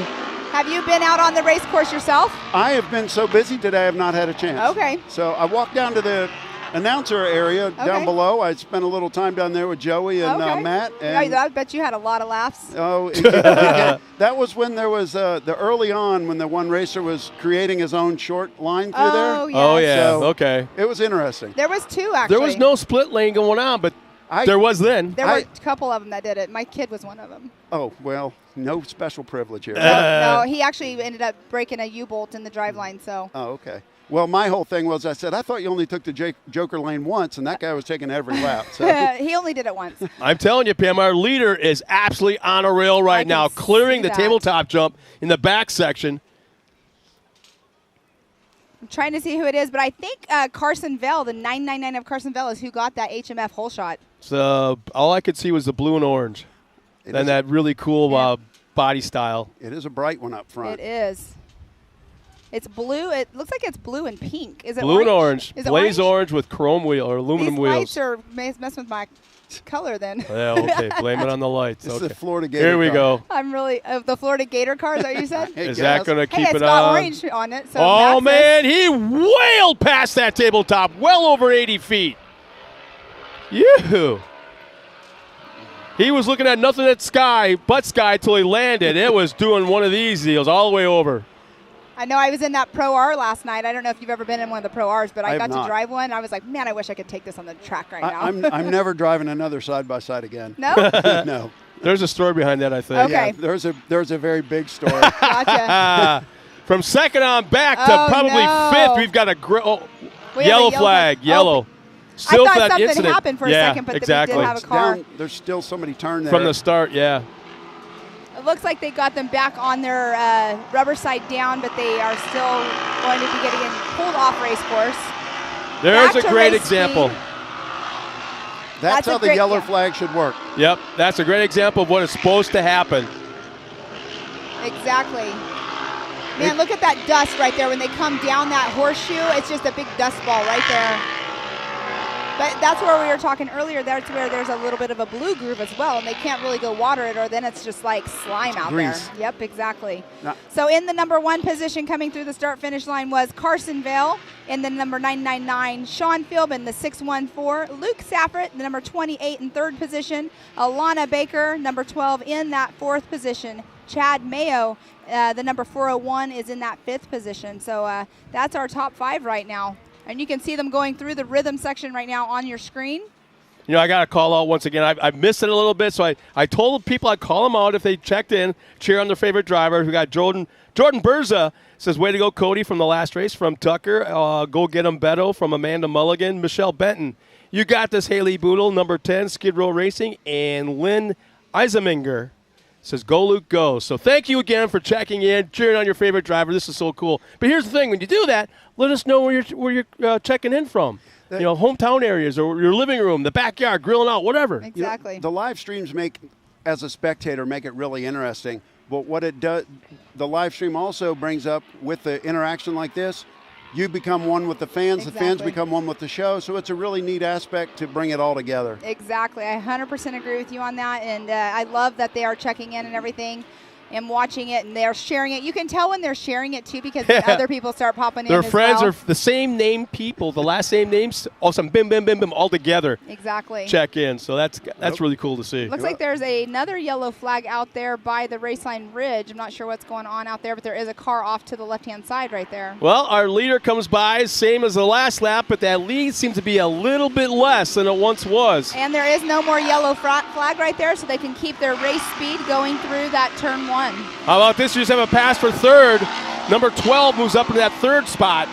Yes, Alana Baker in that number 3 spot. Luke Saffert turned in. He dropped a spot into that number 4 position. Now, Dave, when you're watching a race like this and you see certain areas of the racetrack where it's dry, where it's blue groove up here, where it's wet down here, that's got to be a nightmare for you. It's like, how do I set up a car to handle all those conditions, or is it a kind of benefit one area to slacken another? It really does come into play. As much as you'd love to be able to focus on every different aspect of the track, you really have to focus on the majority of the track. So is the majority of the track dry? Is it blue groove? Is it wet or groove? So you just kind of have to focus on the faster parts and do your best out here. You got to bring your skill into Right, this. exactly. You know, we can only do so much with the tire, but it's amazing what the guys can do or the girls can do behind the wheel of their cars. He's getting pretty good at covering himself up here now. Remember before it was like, I got stuck at Mid-America, and all of a sudden, guys, and gals, you're doing a hell of a job covering yourself, eh? Thanks, I appreciate that. Cover all bases. Well, normally I do motocross and ATV pro motocross and stuff, and when I announce, it's all guys at once. There usually isn't the mix. It's either an all-women's class or an all-males class. So now watch the air our leaders getting off these tabletops. That last one was very nice, but this one just was unbelievable. He did it again. So not quite as far, but yeah, and that first tabletop is the one that I said you can take it at a faster pace. The second one is the one that has that lip that will kick your back end up. But right now, I mean, I don't know if maybe the wind is a factor that's lifting their front ends or not, but normally that right there will make them kick depending on how they're taking that jump. they're just not dumping the clutch in and giving it gas and bringing the front end down. Dumping the clutch. Okay. Can't do that in these cars. White flag is out for our leader this time around. It looked like he kind of gapped about 5-6 car lengths back to second on this last lap. That is pink, you guys. Oh, okay. That would Didn't be Carson. I said pink. So that is Carson Bell, the number 999 that just came through, has been leading the whole entire race, still in that number 1 Wow. position.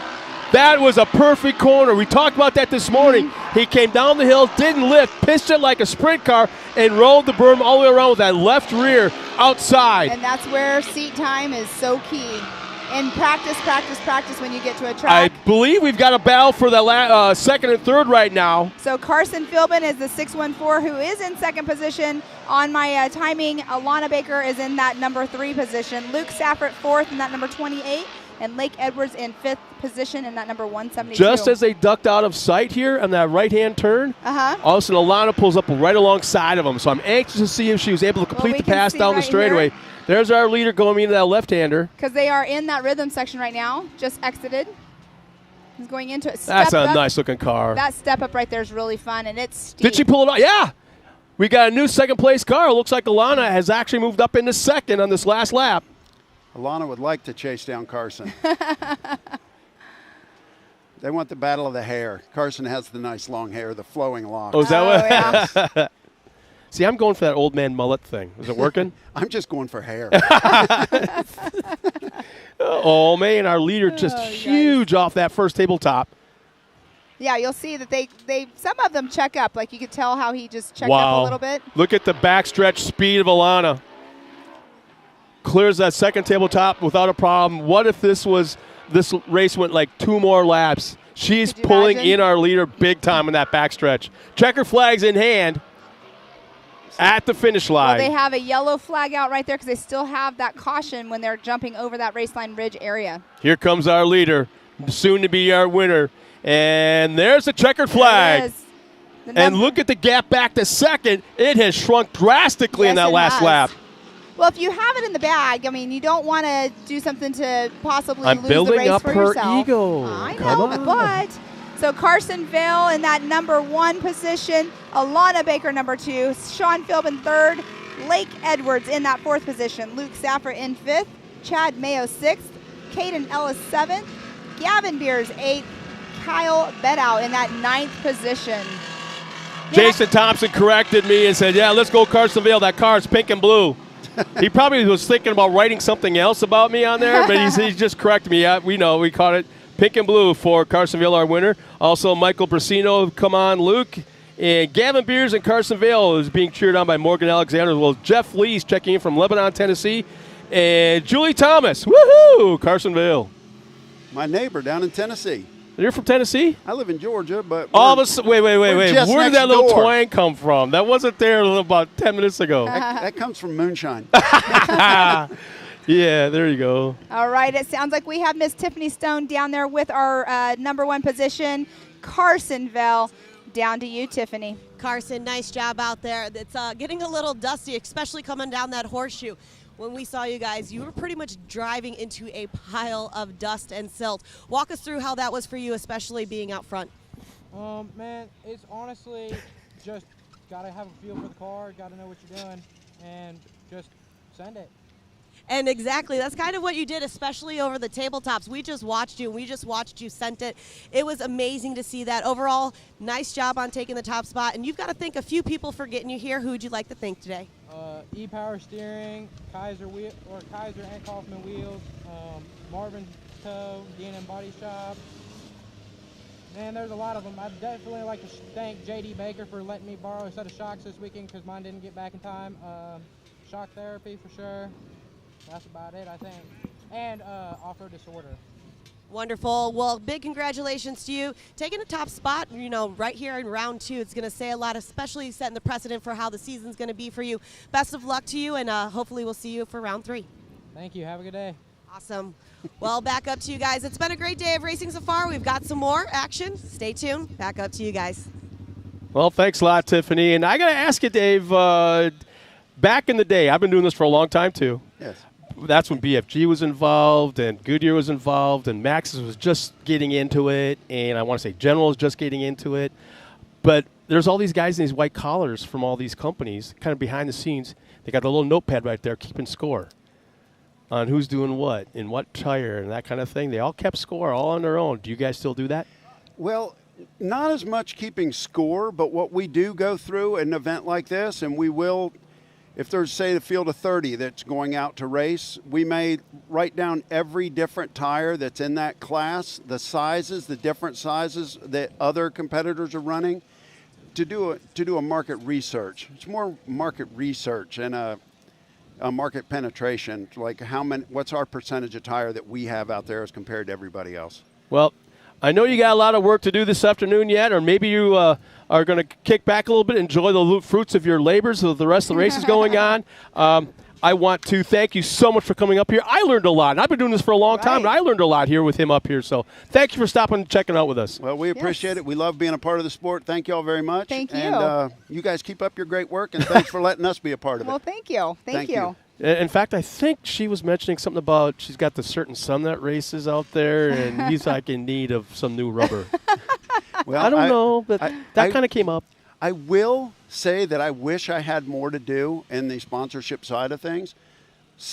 About the second week of September to the third week in October, Maxxis.com is when we open our window for Maxxis sponsorship. And I will tell anybody who is looking to get in that avenue, work on your social media footprint. Hashtag your sponsors. Be a part of the sport. Promote the people that promote you. And the more people you can get a hold of out there, the more interesting you are to people like us that sponsor you. You got it. And one of the best that's out there right now in the entire racing industry, I got to say it, the Deegans. They are probably the best. I mean, we're talking billions. Yeah, Danger Boy of Deegan hits. is actually he is the number one rated super mini rider in the world as far as social media footprint. We actually picked up a young rider in almost the exact same class named Thor Powell because his social media footprint is almost as big as his. Oh, wow. And Thor's a really good kid from Hawaii. Well, very cool. Well, that's cool. super awesome. Social media footprint means a lot these days. Yes, it does. Well, thank you so much once again for Thank you, coming guys. and joining Thank us. you. And, We'll see you later on tonight. Unless you head maybe. out. Yeah, Maybe. twist my arm. Twist my arm. I might be headed home tonight. Yes. Well, drive home safe, man. Yes. Good seeing you again. Thank Thank you again. Well, we got our next race at the line already, Pam, and this is where you step in and take over the reins once again. So we have race number 8 of the day coming up. This is our amateur NA class, and we have the number 431 of Bree Seek, the number 55 of Waylon Wharton, 237 of of Josie Watkins, the 432 of Dakota Medlin, the number 15 of Ashley Rowden, Ashley Rowden, the 343 of James Robbins, the number 8 of Kenneth Bloomfield, and the number 11X of John Schultz, the 420 of Luke Seller, the T13 of Tyler Chambers, the 64 of Ryder Van Beekum, and the 927 of Nick Sinkard. So let's see what happens. Yep, green here. flag is out. We're underway. And a sentimental favorite I got to call for right now is the Van Beekums. You know they what? need a good run. I don't see Ryder out there actually because he took a tumble earlier. That red, white, and blue car's not there. Oh, So man. we shall see who takes that HMF Whole Shot Award today. 237, I think. 237. 2-something-7. 237 is Josie Watkins out of Cameron, Missouri. Nice start. And then the second position was the 431 of Bree Seek. The third position, number 8 of Kenneth Bloomfield. Fourth, 432 of Dakota Medlin. The fifth position, number 55 of Waylon Wharton. 15th of Ashlyn Rowden. It looks like we have somebody that has pulled off to the side in the first corner. Does that be on top of the hill? On top of the hill, looks like somebody has in the pulled off. horseshoe. You can just barely see We have trees. between the branches. There's movement up there, we just can't see what it is. Yeah. So we're being told that there's somebody up there pulling off the track, possible blown belt. Which is unfortunate, but this start is definitely, it's tough. It's definitely tough on cars. You know, you got it floored because you're trying to get that whole shot award. We got an unbelievable battle for the lead right now. Top two cars have pulled away from the rest of the pack a bit, but they are hard on each other right now. Can you believe we only have one race left? What? We only have one race left Shut after this up. one. Quiet. Where did today go? You've been working love hard. it. You've been carrying it. Look at this race been a for great day. first and second. So if it still stands, it will be the number 237 of Josie Watkins. Second position, Bree Seek are battling it out right there on course. We shall see.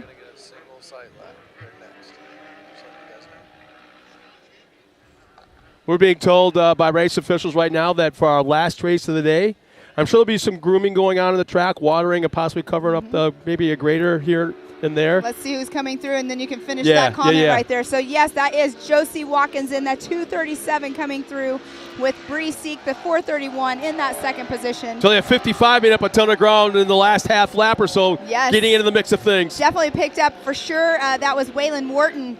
Dakota Medlin is that fourth position.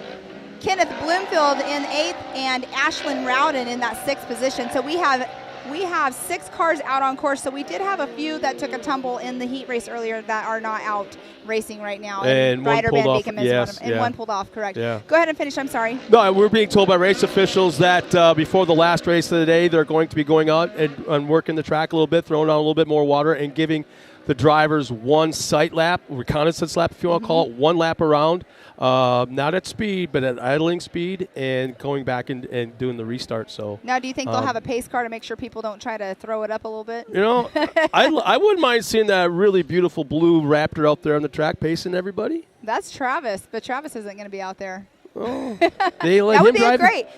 Well, it's actually an F-150 that Texas Isn't it a Motor. Rap- I think it's Oh, Texas that's right. Yeah, is it's an it Texas F-150. Speedwork or Texas Motor Work? They're one of the sponsors here too. Let me go on my list. That is, and the 360 wrap on it is just beautiful. Oh man, I don't have it written down right here, but yeah, they are. I think you're right with Speedworks. I Yeah, think. Texas Speedworks, and he's actually here. He helped out with the map that we showed up earlier. So maybe while they're doing that the lap, while they're doing some coursework, we can go into putting the map back up on so everyone at home can see the live stream. But he helped me out. Well, look at getting this. that. Look at that! It's a drag Yeah. race down there on the Ultimax Spillway. It's almost like the second place car right now was kind of hitting the throttle, gaining, and then backing up, and then hitting the throttle and gaining again. When you start getting the horsepower in these cars and you're gaining up in classes, you're able to actually drag race from corner to corner, you know? And you know the other thing too, man, they are so close right now. But the other thing too is the person that is in first place, they know that they have somebody on the radio telling them you have somebody on your tail. Inside, 2 back, you know, right. kind of so thing. what they're doing is they're being told, and that just pushes them harder, and that just leaves room for them to make a mistake and number 2 to go take that number 1 spot. I got to ask you, your kid's out on the track. He's doing real well, but you know his psyche. You know how he thinks.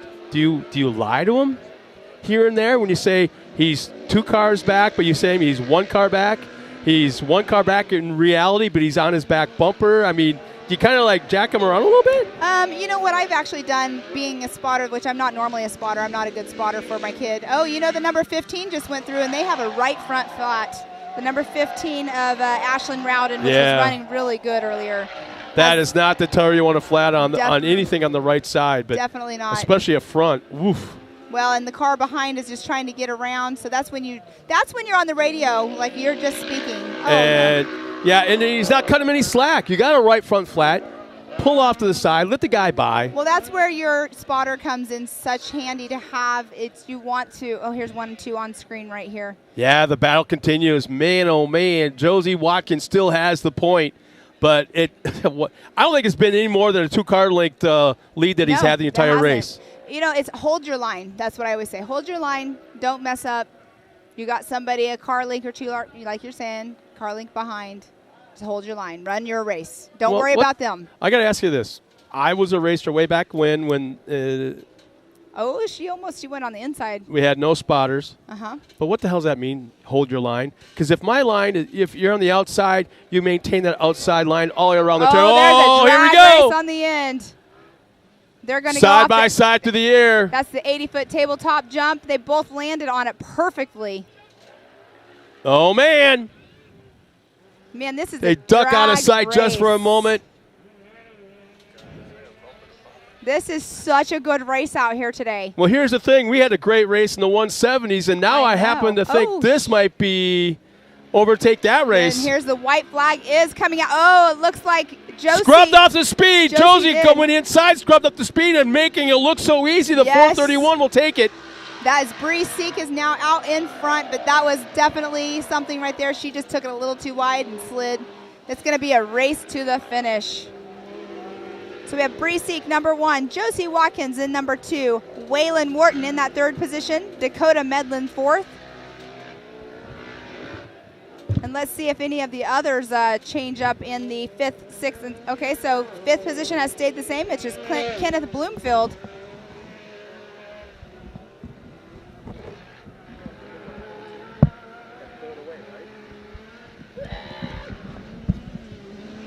Yep. I may be a slow thinker, but today I think I'm really slow.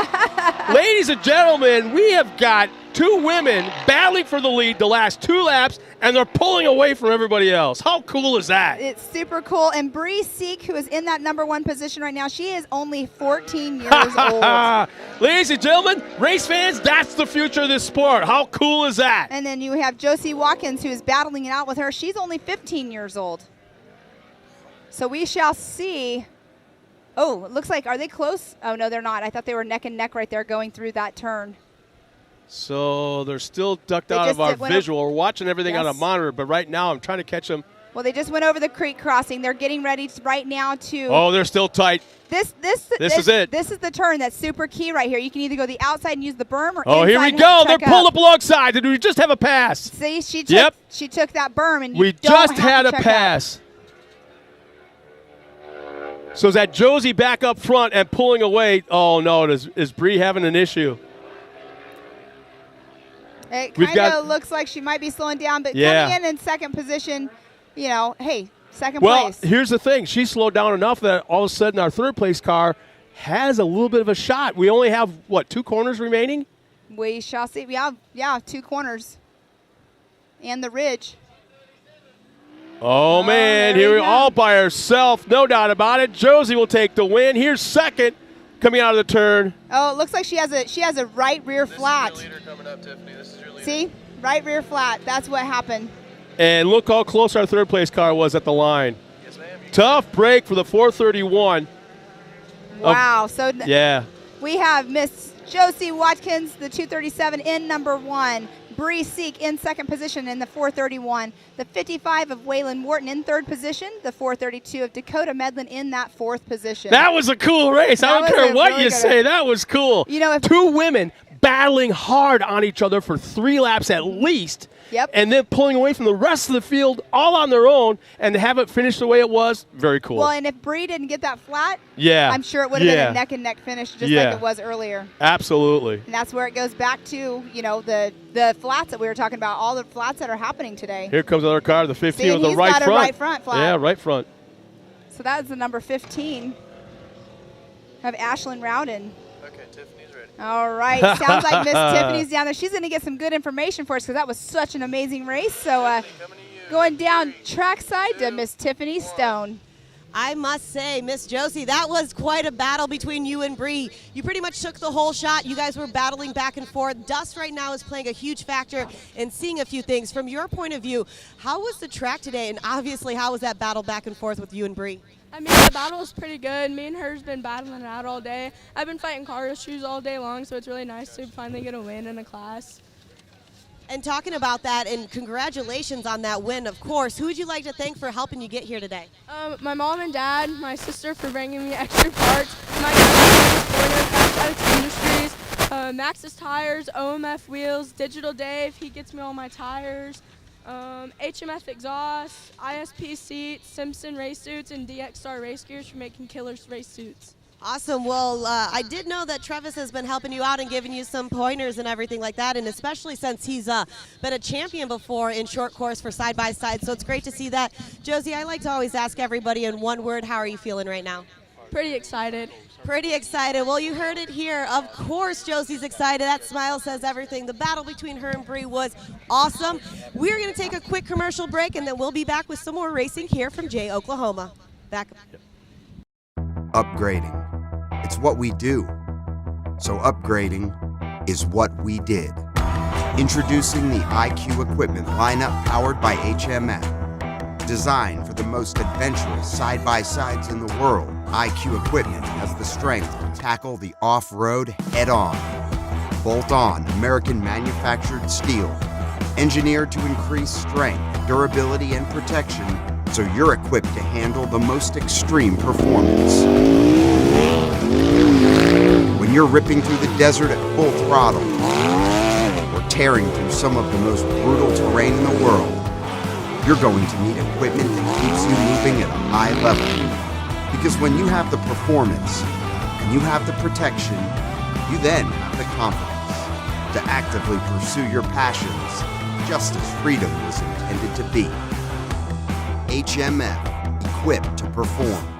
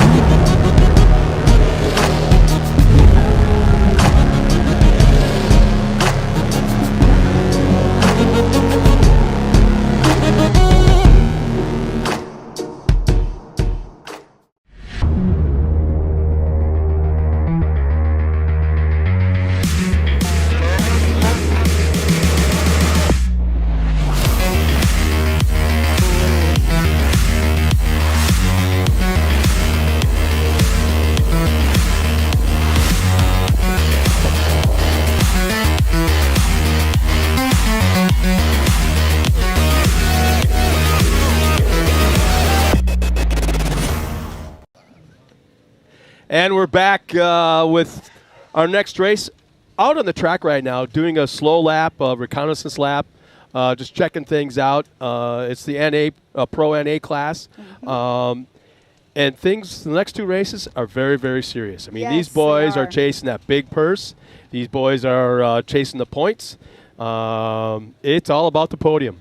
It is all It's about not the about podium. fourth, fifth, or sixth on down the line. They want 1, 2, or 3, and specifically they want that number 1. Exactly. Let's go through who is out there on race course. We do have the number 17 of Colin Truitt, the 99 of Kyler Holcomb, the 41 of Jeb Boodle, the 955 of Brock Lawson, 93 of Jacob Gisendorf, the 43 of Tyler Rimreed, 95 of Eddie Ensign, the 717 of Ray Barnes, 22 of Sean Hess, the 524 of Michael Dunnigan, the 64 of Robert Van Beekum, 21 of Kanan Baker, number 9 of Jack Letourneau, the 09 of Mike Letourneau, and then we have the 71 of Toby Garmin. That's who we have out on race course, and we've had some of them that have been in multiple classes, getting their seat time for sure out there today.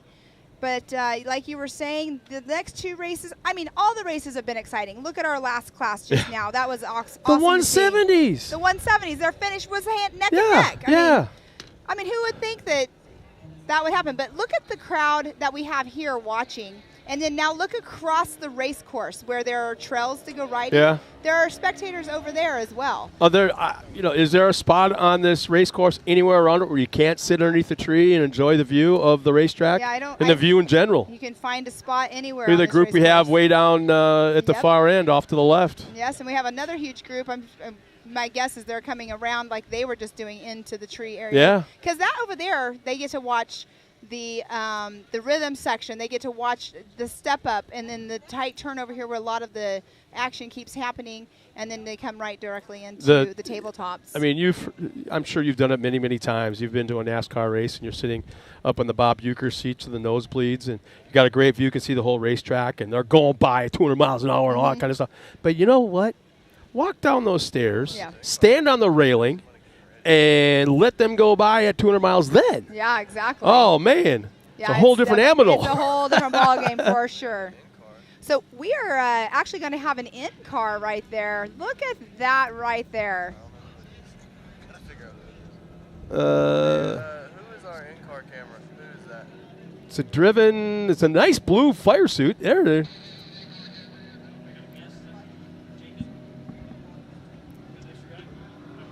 Is Travis on radio?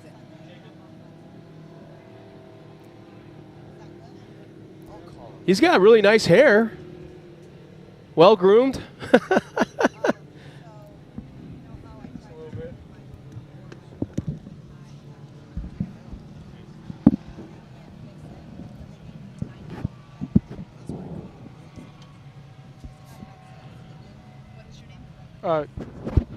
Jacob Angus. Well, I have to say that our next driver to come up and visit us real quick before the next race is probably one of the biggest drivers we've had up here on stage. I'm kind of testing the weight limit here. Like, damn, guy, what did they feed you when you were growing up? Holy smokes. Oh, no, I ate everything. So. Well, there you go. I, So you raced earlier. I was in how was- amateur turbo. How was your race? Well, Jacob Mangus, correct? Yeah. Yes. So I was in second for the first lap, and coming down start and finish line. I ended up passing for first and got a little overzealous coming across the tabletops over there. Ended up sending it over the second one. Oh, gotcha. the left, is it the left rear that snapped off? Oh, that was you. Yeah, that was me. I couldn't remember the Oh, name. you were, okay, I just got to tell you, dude, you were pulling away.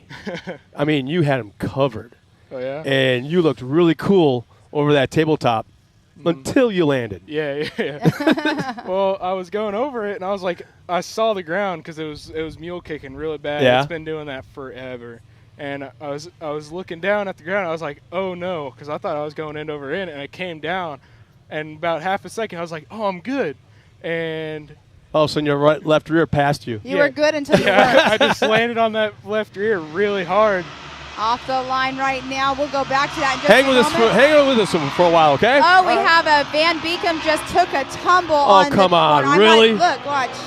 Well, you can't see it at that camera angle. And it looks like we have, let's see who just took that hole shot, but Van Beekum went up. He was on the right-hand side, and it just took him. So Kyler Holcomb, the number 99, just took the hole shot. It looks like, I think that's Brock Lawson down there on the hill. And right at the bottom, just He's past the towed in. start, the hole shot, inflatables. There's a car that's on the inside of the racetrack. And, oh, yeah, look at the front end. They're completely towed Yeah. in. Yeah. And is that Van Beek? Yeah, it is Van Beekum at the bottom of the hill, isn't it? It is Mr. Van Beekum. Oh. You can see right now on screen, Colin Truitt actually is now out in that number 1 position. He did take number 2 on that hole shot area, but we have Kyler Holcomb that took that hole shot award today. But Colin Truitt out front, a very well-seasoned racer. He races down in Texas as well, and so he's racing 2 different series. A couple of years ago, Colin Truitt in Texplex, he went up a jump and forgot which jump it was and came down flat and broke his back. Oh, yes, I remember that. His mom and I were just talking about that. I actually live like 10 minutes away from Colin. Brock Lawson, the number 955, is who we just had on screen. The front end is completely broken in there, so unfortunate that happened, but we are definitely going to. Yeah, there's a yell going to be coming out for what took place just past the start. 2 cars are down there involved. There are 2 cars. I can't see the second car. Yeah, I can't see. Oh, I see see one. Yeah. Oh, that's Tyler Rimreed. That is the number 43 of Tyler Rimreed. He's also in an RS1 as well. So Robert is driving off. With the right rear with the flat. Right rear flat, exactly. But so he's driving off, which is a good sign because he's the one I saw take the tumble the hardest. Tyler, you can see Tyler is out of his car. He's walking around, so he's good as well. Sure, the car's not good, or he would be getting back in it to go. They're back up to race speed. You can definitely tell in the background when they get back up to race speed. Colin Truitt has a sizable lead right now over Kyler Holcomb. So what was your favorite part of the race course? Well, I honestly like it all. I started racing that X3 this year, and it feels like it does good around all the corners. Okay. Do you get seat time other than racing out here? I drive it around at my house a lot, and then we race in a place called Adrian. Okay. And that's where I get some seat time as well. And where are you from again? Lebanon, Missouri. Oh, okay. Okay. Well, that's fun, though, that you can drive around on your property and stuff and get some, I mean, seat time no matter what. Yeah. So, and practice makes perfect. Yeah. Well, this is my 3rd race in that X3. Okay. Yeah, I used to race my dad's YXZ a bunch for like 2, maybe 3 years, and then he got that X3 and he had a rough year. Wow. So I started driving that. Gotcha. This year. Okay. I was looking at Colin Truitt was flying off of that jump, and he has quite the lead on everybody else right now. That's a large lead. That is like a quarter of the track, not a quarter, maybe an eighth of a track lead, but the battle. What do you think about the 80-foot tabletop? Were you taking that as fast as you could, or were you checking up before it so you wouldn't flat land on the other side? I was checking up, but that last one I didn't. I was listening to my pit crew, like before the race. They were like, just send it over that jump. You can make it, and I did, and that's how it ended. And that's a great battle going on screen right now. Yep. You have Colin Truitt just came through with a 2:04.515. Let's see who, Kyler Holcomb is still in that number 2 position. The number 99, then the 3rd position is the 21 of Kanan Baker, and it looks like Ray Barnes, the 717, has dropped down into 4th, and Jeb Boodle in the 5th. Now, Jeb took the fastest lap at the last race here at round 1 at Mid-America Side-by-Side Championship Series. It's honestly very interesting to me that, like, you see NA cars and turbos, and their lap times are honestly pretty close to each other. Yeah, exactly. I know, because Kanan Baker, I think it was a 158 or 159 last race was the fastest lap, and he took that. Not Kanan Baker, Jeb Boodle. Oh, yeah. So many names. Yeah. I'm trying to remember everybody. My fastest lap in my turbo is 2:10. Is it? Okay. Yeah. So I'm not near as fast as these guys. And then what did you think about the rhythm section with their just not exiting right now? I can go pretty fast through there. I've passed maybe 3 times. Okay. Going through there. Do you clear any of the whoops of the in there? No, I don't. I don't try that. I feel like that's getting a little out of my comfort zone there. That's where you would want to, make sure your seat time on the track and practicing it. Oh yeah. But non-race weekend if you could, but you can't actually do that. But that is an awesome battle going on right there between, I think that's second, third, fourth. I mean, that's like 5-car battle right there. It looks like Kanan. 1, 2, 3, 4, 5, 6 cars. No. We have quite the battle going on there, Scott, for like in between 2 and 7. I'm watching the air they're getting off that second tabletop. And Colin Truitt is out front, sizable lead. He's just not coming through the start-finish line right now. Yeah. Yeah, and they just went through that back section of the track. And he just picked up his time by a second on race course. So he's bettering his lap time as the race goes on? Yes, he is, at a 2:03.738. Now, he raced last weekend in Rush, Kentucky, and he actually dislocated his shoulder in the race and couldn't finish. And he's out here now this weekend racing, but he's having to wear a shoulder brace.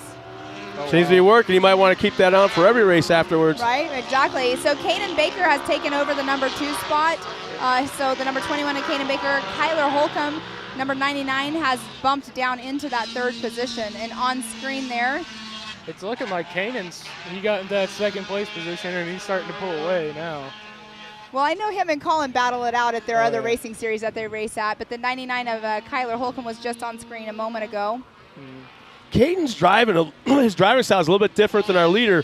I was watching him on these jumps that are close to the corners. He is pitching it sideways in the air and landing sideways. That's like Pro 4, Pro 2 style. Exactly, and the thing is that we've been talking about nothing but tires and this racetrack all day long, and he's defying the fact that these tires, everybody else seems to be getting flats or wearing them out or balding them or whatever it may be, the abrasiveness and the rocks and stuff. He's in the air, sideways coming down, and on either side and making it work. One thing that I like to see is Carson Vale. He'll come down this big hill right here, and he'll pitch it sideways coming down the hill. Yeah. Where everyone else just drives down straight, and that's what we were. He gets he takes off like a rocket ship over that jump. That's exactly what we were talking about when he was racing, and he was pointing that out, that he was coming down full speed and actually drifting around. I love seeing the close racing going on out there. So.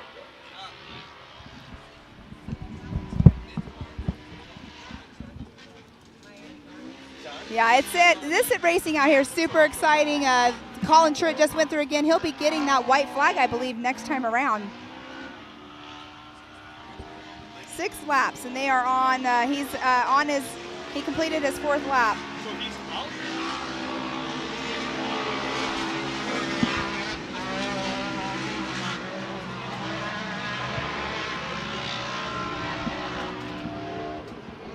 On screen right there, that is the 41 of Jeb Boodle. He is in that Yamaha, but you can see the battle that's going on. I'm not sure exactly who it is in front of him.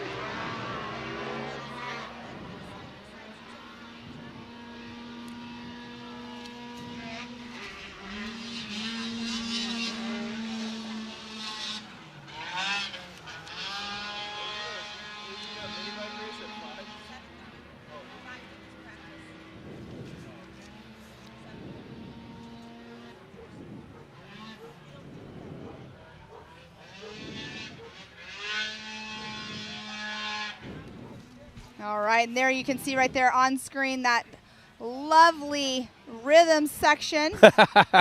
Not so, we've been saying like rhythm. Non-rhythm. No rhythm, not rhythm. We just call those whoops. Whoops. How's that on your back? If you're tied in your machine really well, you're fine. Now, do you run a suspension seat? No. No? Attaboy. Yeah, that is something we never did either. Yeah, I heard a lot of desert racers do that kind of stuff, and I heard that they would get hot and you just like slam into the ground, into your. Well, the thing frame. about a suspension seat, here's where I used to desert race actually. So when we were building a Class 10 car, where we went with that was a suspension seat isn't solid. So if you wreck really hard and your car, your body weight and everything twists, even you're gonna twist the seat. Oh. When you're in a full containment like a Sparco seat or those LaJoy. PRP or something, yeah, the LaJoy exactly. Those are not going to. They don't bend. You're not going to twist your back and tweak your back. So. Well, how often do you see in-car cameras of desert trucks, trophy trucks, out in the desert, going through the whoops, and all of a sudden they're up in the air, and you can see the belts tight. Then this truck's going up and down. When the truck compresses, all of a sudden there's a gap. Yeah, and their belts. The Exactly. belts are loose, and they sink down in the seat. When they sink down way in the seat, all of a sudden the That's why belts. you're always tightening them. Yeah, exactly. But we're on our white flag lap, guys. We are on a white flag. Colin Truitt still has that lead. He has a 13.965 lead Yeah. on Kanan Baker. It's called party in his pits tonight. Yeah, so Colin Truitt in that number 1 position. Kanan Baker number 2. Kyler Holcomb in that 3rd position. Jeb Boodle 4th. Ray Barnes 5th. Sean Hess 6th. Jacob Giesendorf 7th. And Eddie Ensign 8th. Michael Dunnigan in 9th position. So Michael Dunnigan is in Arctic Cat. Definitely a different sound. Yeah, you don't see those all the time. No, you don't. There's not very many of those. But you can see right now Colin Truitt is actually doing, I don't know what to call that right there, but Yeah, there's 2 different spots you can take on that. Yeah, I usually go inside. That's the way I usually go for that. But I've tried both ways, and I don't think either way's faster. We actually saw a pass in there earlier. Oh, really? Yeah, between Bree Seek and JC. I think it was JC. Yeah, we saw a pass, and it was the person that took the right side, the upper line, actually made the pass. I'm trying to find my papers with that. But yeah, it was super cool to see a pass be made right there, because I'm always like, okay, do you stay up high, keep your speed, but then again, you're drifting a little. Yeah. But here we have right now coming through the finish line, that is Mr. Colin Truitt taking the checkered flag. He finished 2nd place out here at round 1, and now he just took that Another top spot. very nice looking car right there. Very nice. Now, Colin Truitt's dad's car is the one that my kid's been racing out here, so that's awesome. Congratulations out there. We have Kanan Baker coming in, and he picked up a 2nd. Kanan picked up a 2nd just now in that last lap. Jeb Boodle took that number 3 spot. I've seen Kanan's car change so many colors over the years. I used to race with Kanan back whenever this was all ORRE. Oh, really? Yeah. So I've seen his cars go from black to the blue and pink one, and now it's the white and gold. White and gold. I really like the white and gold one. Yeah. Those ones look really nice. It's a pretty one for sure. I like it. It stands out. So let's just run through this really quick. It sounds like we have Miles down there with Mr. Colin Truitt to give him a trackside interview. So down to you, Miles. So top of the box right here is Colin Truitt here at Mid-America Outdoors. And you pulled up and you said that felt good, and that's just what it was, wasn't it? Well, I hate to say it, but to the Bakers, there's a new sheriff in town, baby. Oh, a little smack talking. I love it. You've been racing quite a bit. You had some struggles last week. You're out here. The shoulder still looks like it's holding up pretty decent. Oh, she's doing good. We got her wrapped up, taped up, doing good. And I'm pretty excited. I'm pumped. A little adrenaline, you know.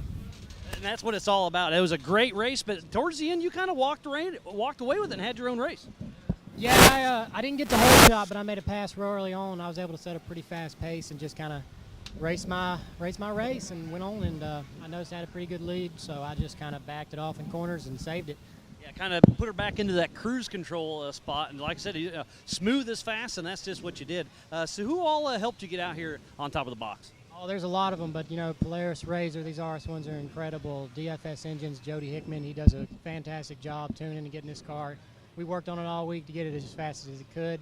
Hoosier tires, Raceline wheels, HMF exhaust, Keller ball joints, G-Force suspension, Walker Evans suspension. These velocities are sick. We love them. Steel Sabers protecting our stuff. There's a Hess Motorsports e-power steering. The steering unit of this thing is amazing. It's a lot of things amazing. I've said it like 6 times, but it's hard to say. And I got a whole thing right here. I totally forgot about it. Sparco. That's what I bought this for. Graphic guys made my car look pretty. Sparco. You know, just a whole host of other people. Mom and Dad, the whole crew, everything. And speaking about amazing, what are you thinking about Mid-America Outdoors? This place is great, isn't it? This place is, you got to see it to believe it. That's all I got to say. It's Well, again, congratulations. You didn't get the whole shot, but you got around early. You ran your own race, and the car still looks like it's in great shape, so it won't be too much working. So Colin Truitt, congrats, and we'll see you at the next one, buddy. Oh, I'll be back. I'm racing 2 weeks again at the Outlaw Series, so I'm busy. All right, Colin Truitt, good job, buddy, and we'll see you. We'll see you around. So while we have a quick break in the action, we're going to throw it to some of our amazing partners. We'll be right back after this.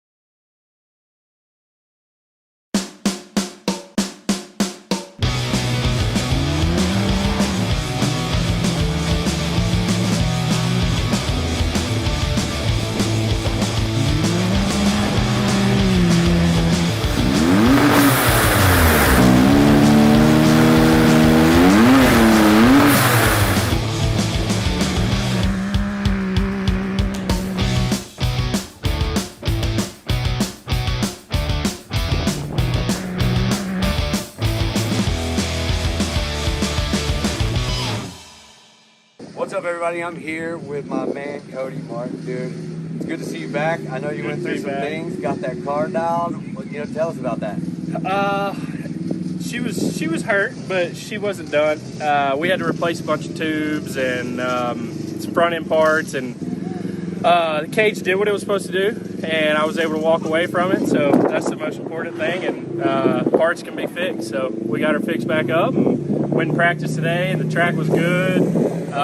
We made some more shock changes, so that way maybe at least I can stay on 2 tires instead of 0 tires. So I don't know, we'll see. Felt good. Well, you know how I know you had the car going? I saw your backyard tabletop huck on the little pitter track in a full-blown side-by-side race car, dude. I gave her one of those, yeah.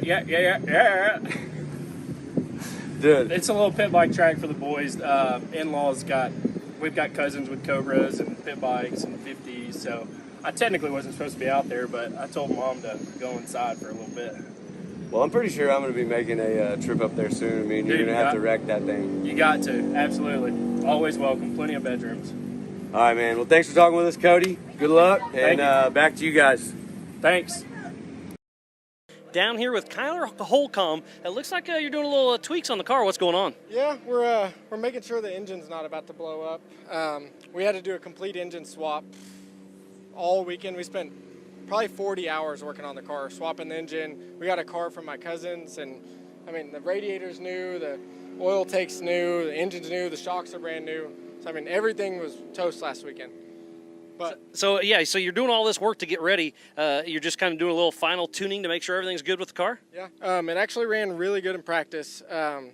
Some new shocks, and my old shocks, I actually tuned them myself, so they weren't too good. So this is the first time we've had professional shocks on the car, and it's a world of difference. So yeah, I mean, setup on short course is a huge deal because it's a driver's class. So some of the other terrains we race in other sports is the car can actually soak up a lot of stuff, but in short course it's tight and technical. Yeah, exactly. I think my old suspension was I think it was too stiff. I was getting beat up. I feel like I'm going slow now because I'm not getting beat up driving the car. So I'm not sure if I'm going slow or if I'm going faster now. I'm not sure. We'll see. Well, yeah, I was going to say we're about to find out. But again, yeah, best of luck with all this stuff. I see you're just double checking all the oil on the car, draining it, make sure this new engine's going to hold up to tomorrow's racing, and we'll see how it all shakes out.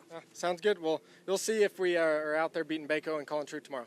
Well, Kyler, best of luck. We'll see how it shakes out. Thanks again, buddy. Thank you. Back to you. Welcome back. We on course right now have the Vet Turbo class. Next up is going to be the Vet NA class taking off the line. Let me see our timing. Harley Holland just took the whole shot. He's out of Tulsa, Oklahoma in that number 14H.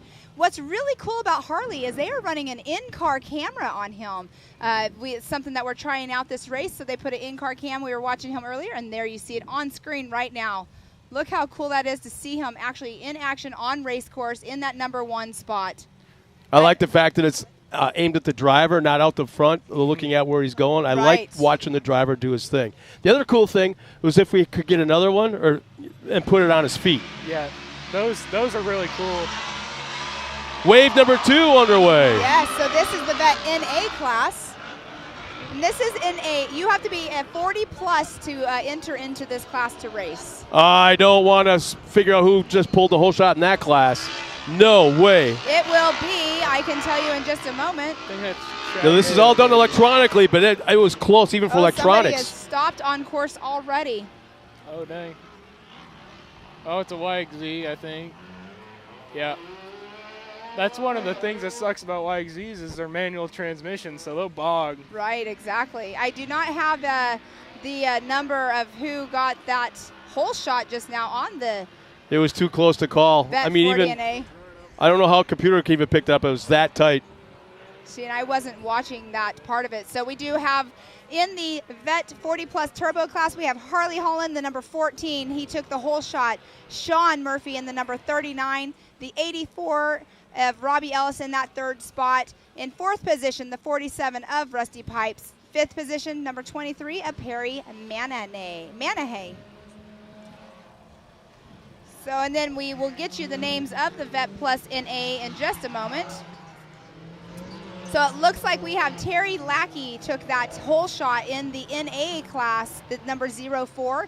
He's in that number 1 position. Chad Mayo in 2nd position, number 401. 3rd position, number 35 of Todd Rimreed. Tyler was the one who took a tumble over there with Robert Van Beekum in the last race. Ow. I'll say this right now, this track eats cars up like it's nothing. I know, and it looks like it would be so smooth, right? Yeah. Well, I mean, earlier today there's a 3-car pileup and that in-car was awesome to watch. It's super cool to see that. Hopefully, like, we can start doing that more throughout the season with drivers. But we just had Chad Mayo come through in that number 1 spot in the Vet 40 Plus Pro NA class, or in the NA class. Terry Lackey in that 2nd position. Todd Rimreed in 3rd. Just out of curiosity, what are you running for tire pressures? Specifically in the back, would you guess? I'm like for them? Yeah. I honestly don't know if they're running those Bravos like a lot of people are running. I'm not quite sure. Probably 25, I'd have to guess. Oh, that much, huh? Okay. Well, I run Hoosier Bites on my X3, and I'm running 23 in the front, 25 in the back. Wow. All right, coming through on that first lap earlier in the turbo, Vet 40 Turbo, Harley Holland took that number 1 position. Rusty Pipes 2nd. Sean Murphy 3rd. What was the gap to 2nd? 0.932. 0.9. I don't think it's going to be a whole lot more, if any at all, this time by, because they're very close to the start-finish line. We'll figure out what the gap is this time by, but there's still a really nice battle going on for 1st and 2nd. In fact, they're almost side by side, bumper to bumper. Here they come across the line. Wow, that was definitely very, very close. Definitely wasn't 0.9. 0.353. Yeah. So Rusty Pipes in that number 2 position. Harley Holland isn't a name I've heard in a while. Oh.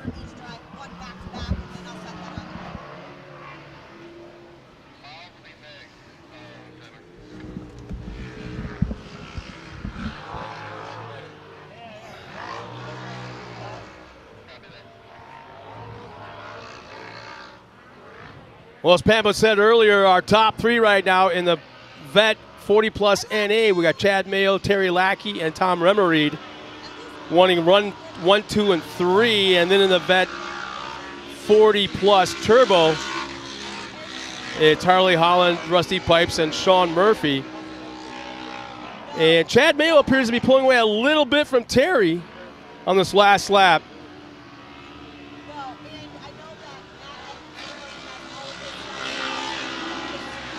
And Todd's falling back a little bit more. There might be some sort of mechanical going on right there, but Todd is usually a little bit quicker than that around this racetrack. So I'm guessing at this point that there's got to be a little mechanical going on.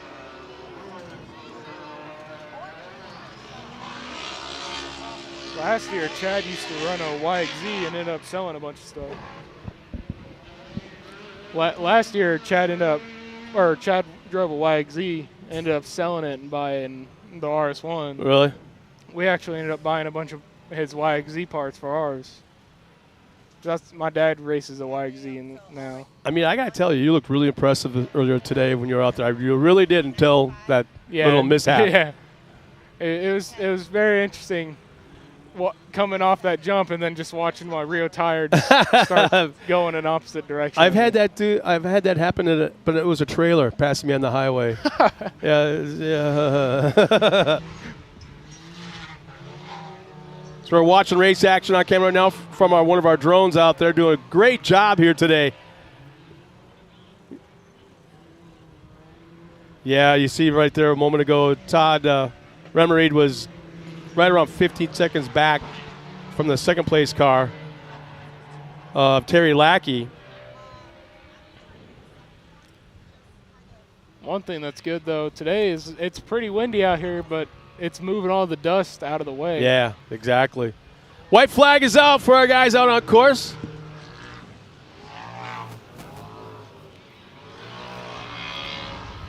Now, when your spotter comes out here and you're at the line, is he telling you where the guy's been watering the track, where maybe some grooming has been done, kind of letting you know what corners, turn 1, turn 3, kind of thing like that? No, not really. I don't have a spotter myself. Really? No. Well, it looks like, not to interrupt, but it looks like we have a car on its side in that back section.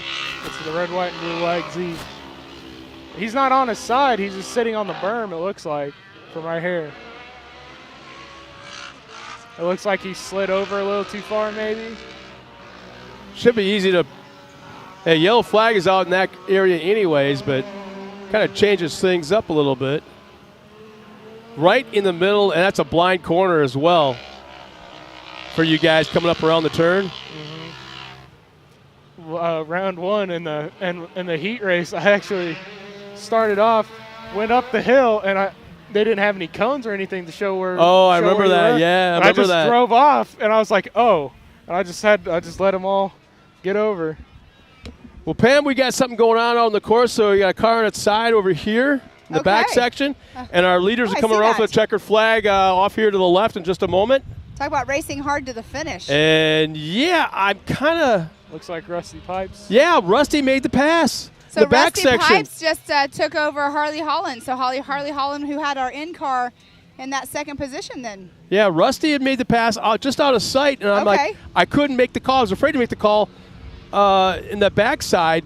But yeah, going down that backstretch, man, he was just on fire. Huh.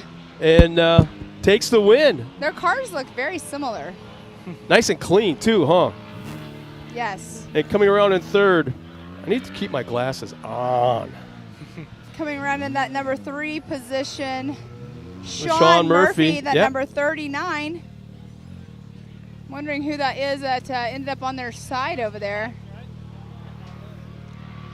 Still have more action going on the race. So that'll take care of till it's over. Yeah, that'll take care of the 40 Vet 40 Plus Turbo. So that was Robbie Ellis that just came in that number 4 position, number 84. So 401. Nope, not yet. Yes, Chad Mayo just took just the now, number 1 position in the 401. And then we have Terry Lackey in that number 2 position, number 04. The 23 of Perry Manahay. There's not a Mahani. It's Manahay. Number 23. They just took that number 5 position in the turbo class. So Todd Remerede just took the number 3's position in the NA class. The number 95, his son, as we were saying, was racing earlier in the race before and took a tumble. Yeah, all right. It sounds like we have Miles down there ready to speak with Mr. Chad Mayo and Rusty Pipes. Down to you. So in the Vet 40 Plus in the Turbo division, we have Rusty Pipes. What a great race. You battled all the way till the end, and you're here. You got to be excited. Yeah, there's no doubt about that. These guys they come out to race. They come out to do all the good stuff. Listen, they are hammered down. This is a really fun track to drive, also a fun track to compete on. MAO does it good. And I'm looking at the car right now. Your rear tires are pretty chewed up, so that blue groove out there is getting a little nasty, isn't it? Well, actually, the people in front of me were in the blue groove. I had to get outside the blue groove. That's what chewed the tires up. You have to find lines. You have to try to crisscross, whatnot. But the tires are by Maxxis. Unbelievable. Maxxis produces the best tire out here. They're hands down the best. Put them on. Go win you some races. Well, speaking about Maxxis, who else helped you get on top of the box here? Well, of course, I got Pipes Auto Sales. That's my own company that puts a lot of the bill. However, we've got Double E Racing does all my suspension. We've got S3 Motorsports out of Shreveport that does a lot. We've got Raceline Wheels, phenomenal. And let's see, Super ATV. Well, Rusty Pipes, what a great race. It was a lot of fun to watch, so thank you for putting on a good show for us here on site and everybody back at home. And again, I heard you give Mid-America a shout-out. This place is amazing. This place is so amazing. Billy and Big Champion and the guys and girls that run this show are top-notch. All the way down to you guys that absolutely make this thing happen. Y'all are making this thing grow. Congratulations to y'all for doing this. It really does make the sport grow. Thank y'all. Well, thank you, Rusty Pipes in the Turbo Vet 40 Plus. But up next, we have Mr. Chad Mayo in the NA class. And I see that smile. How you doing, buddy? I'm good, man. How are you? Doing great. It was a great race to watch. I mean, 2 races at the same time. It was kind of a little back and forth seeing what was going on. But like I said, just a great race. This course is coming together great. It's been a lot of fun to watch. Yeah, absolutely. I mean, obviously he already said it, but this place is just absolutely amazing. And if you're even considering even getting into racing, this is really the place to come. Yeah. So who helped you get here on top of the box for the NA class? Man, I'm going to try to hit them all. I'm really getting a lot of help right now from 360 wraps, LDR suspension, DP brakes, Smiley's Racing, MRT tires, alls. I know I'm missing multiple. Jamie Hart did a fantastic job on the cage. We just finished this car up on Tuesday night at 3 in the morning. I've been working on it every day since I've been here.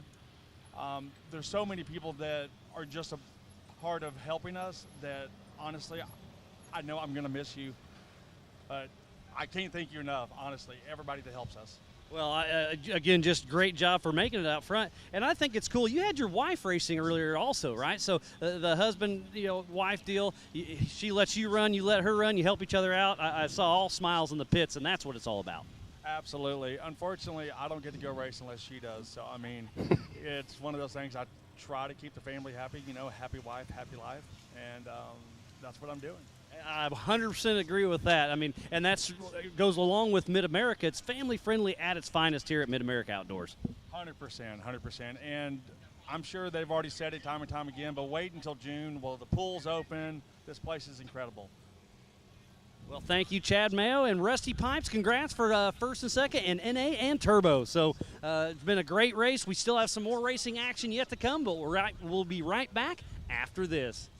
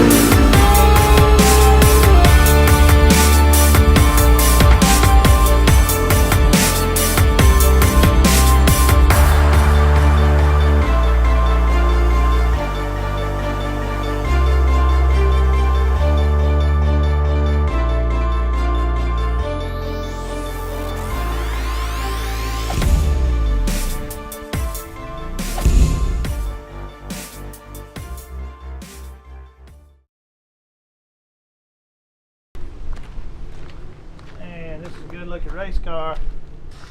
Let's see if we can find a girl that drives this. Hey, oh, here she is. What's up, ma'am? How you doing? I'm just gonna sit right here with you, talk to you for a few minutes. What's your name? Okay, play a little hard to get. I like that, I like that. How old are you? You over 18, right? Okay, so you pretty hard. Yeah, you just go keep it real and see if I can make you like, Nope. I don't know. You ain't too friendly. You from around here? Man, you know what? You got a bad attitude. I hope you wreck tomorrow. All right, guys, I'm out here. We've been having a blast watching the practice for the 170 class out here at Mid-America Outdoors for MAO Racing. I'm here with my man Tillman. I want you to tell him who you are and where you're from. I'm Tillman Winston-Ewing, and I'm from Tippah, Mississippi. All right, so I know you raced last weekend and you were on the podium over in Rush, Kentucky.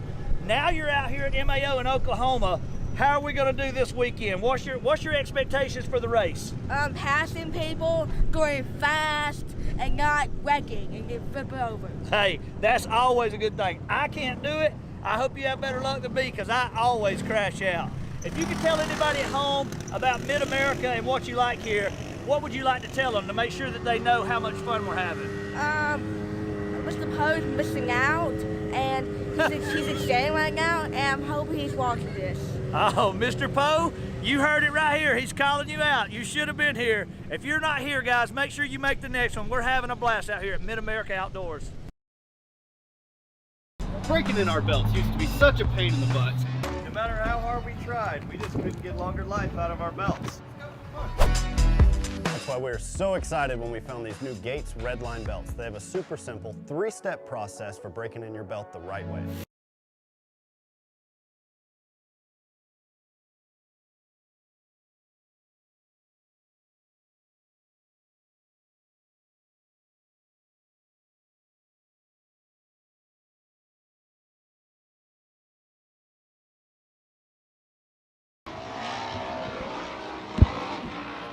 And we're back with the green flag waving in the Youth 1000s off the line to the top of the hill. The whole shot is going to go to. We'll tell you here in just a moment. And it wasn't even close. Vale. Wasn't even close. Carson Vale already about a 12-15 car length lead. So Carson Vale is in that number 1 spot, got the whole shot, the HMF whole shot. Ryder Van Beekum in that number 64. Carter Caraway at number 11. The number 42 of Rowdy Speaks, 979 of Jace Leach, 250 of Crichton Jordan, and then the 225 of Ty Lukenmeyer. I'm like, come on, Van Beekum. Just well, they one got race, through the first man. turn. Yeah. They've had problems Yeah, today. that's the furthest they've gone, both him and his dad. Well, his this dad got entire a flat weekend. earlier. Well, yeah, right there. He was on, yeah, so good to see a rider not have a little. It's a long haul to from Queen Creek, Arizona. Yes, and right behind us here is Cody Caraway. Carter, his child, is on course right now. He just finished racing.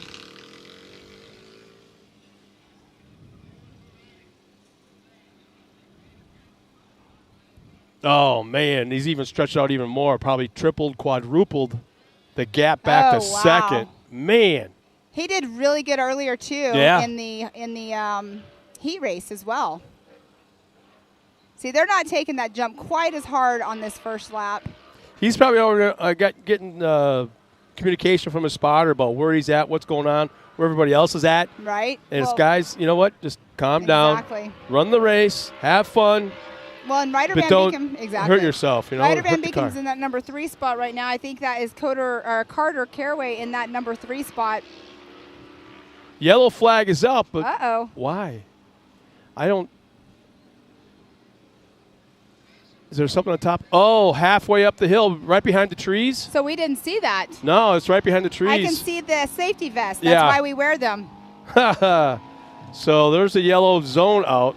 So there's, it's a local caution. As soon as they get past it, they can get back up to race speed.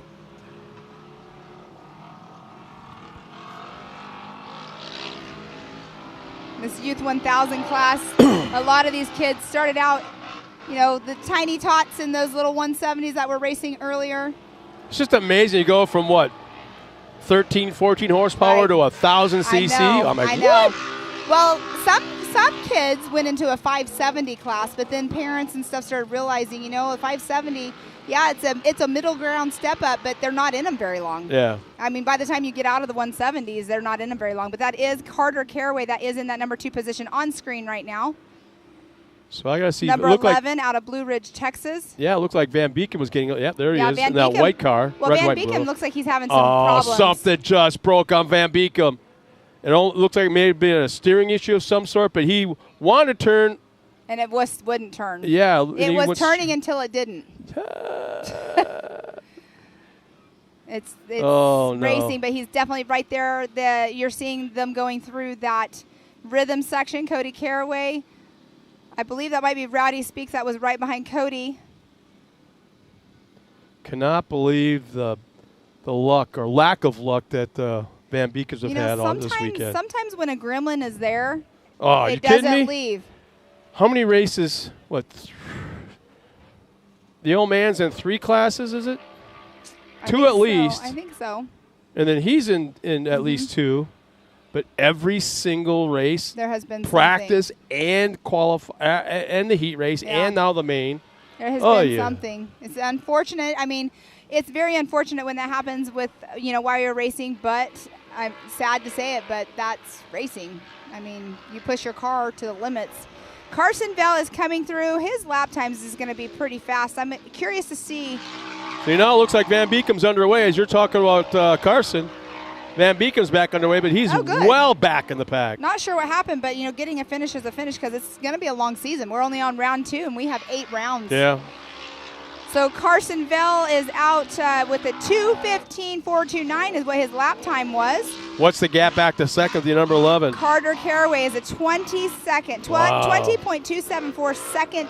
That's gap. almost, it's approaching half a lap lead. Right, exactly. Time-wise. I mean, because you can see right there on screen, that is Carson Bell. He already went through. This is who we were just talking about. He is taking the turns like Pro 4s, Pro 2s. He's setting Yeah. himself up before the turn. And that's what you really got to do in practice. That's heavy on the gas, heavy on the brake, heavy on the gas. It's no, partial pedal of any kind, either one. Exactly.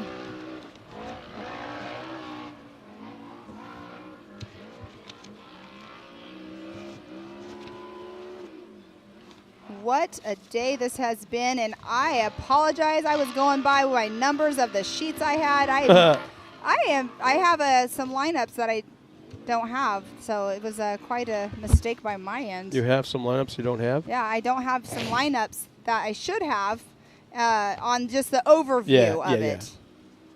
I just like picking on you. That's okay. Okay. I can take it. Yeah. Really? Yep. You're saying you're trained? Kinda. You're I've worked around all y'all enough. I think I'm okay. I don't know. Bringing that y'all out. I'm actually originally from Oklahoma. My home state. Yeah, you've moved around a little. Yeah. Just twice in my life. So what's our next race? It will be the women's class. So we'll have the women's turbo and NA classes will be up next. And here comes our leader taking the white flag one more time around and talk about a monstrous gap back to second. And look, no, okay, you've heard that his car go by. Our vantage point is just past the finish line, and right where they enter to go up the hill and do that left turn. Now, you heard how he did it. Now listen to the rest of the field when they come by. Completely different sound. Yes.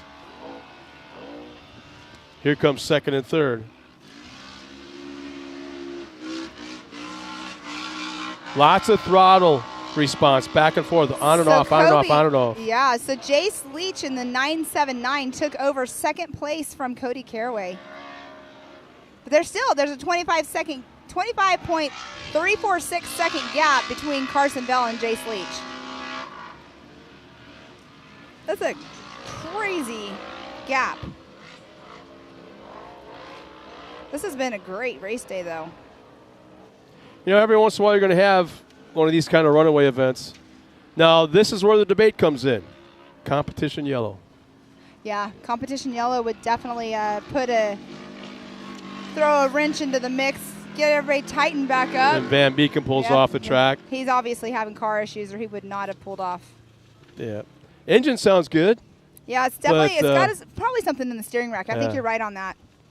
And we just had another car pull off the track just past that little tabletop. But on screen there, we have the 979 right there of Jace Leach. They just went through our other timing loop that we have out on race course.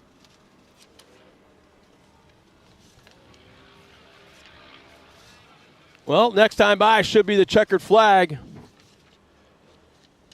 It's still going by fast, even though I was like, wow, I can't believe we're almost over. We're really not almost over, but oh my gosh, it really is going by fast. Time flies when you're having fun. How cool was that in-car cam on Harley Holland? Oh, here's our winner. The 999's coming across the line. Very cool looking car. I just love the profile of that thing. And the flames on the side. Yeah. Almost chameleon style.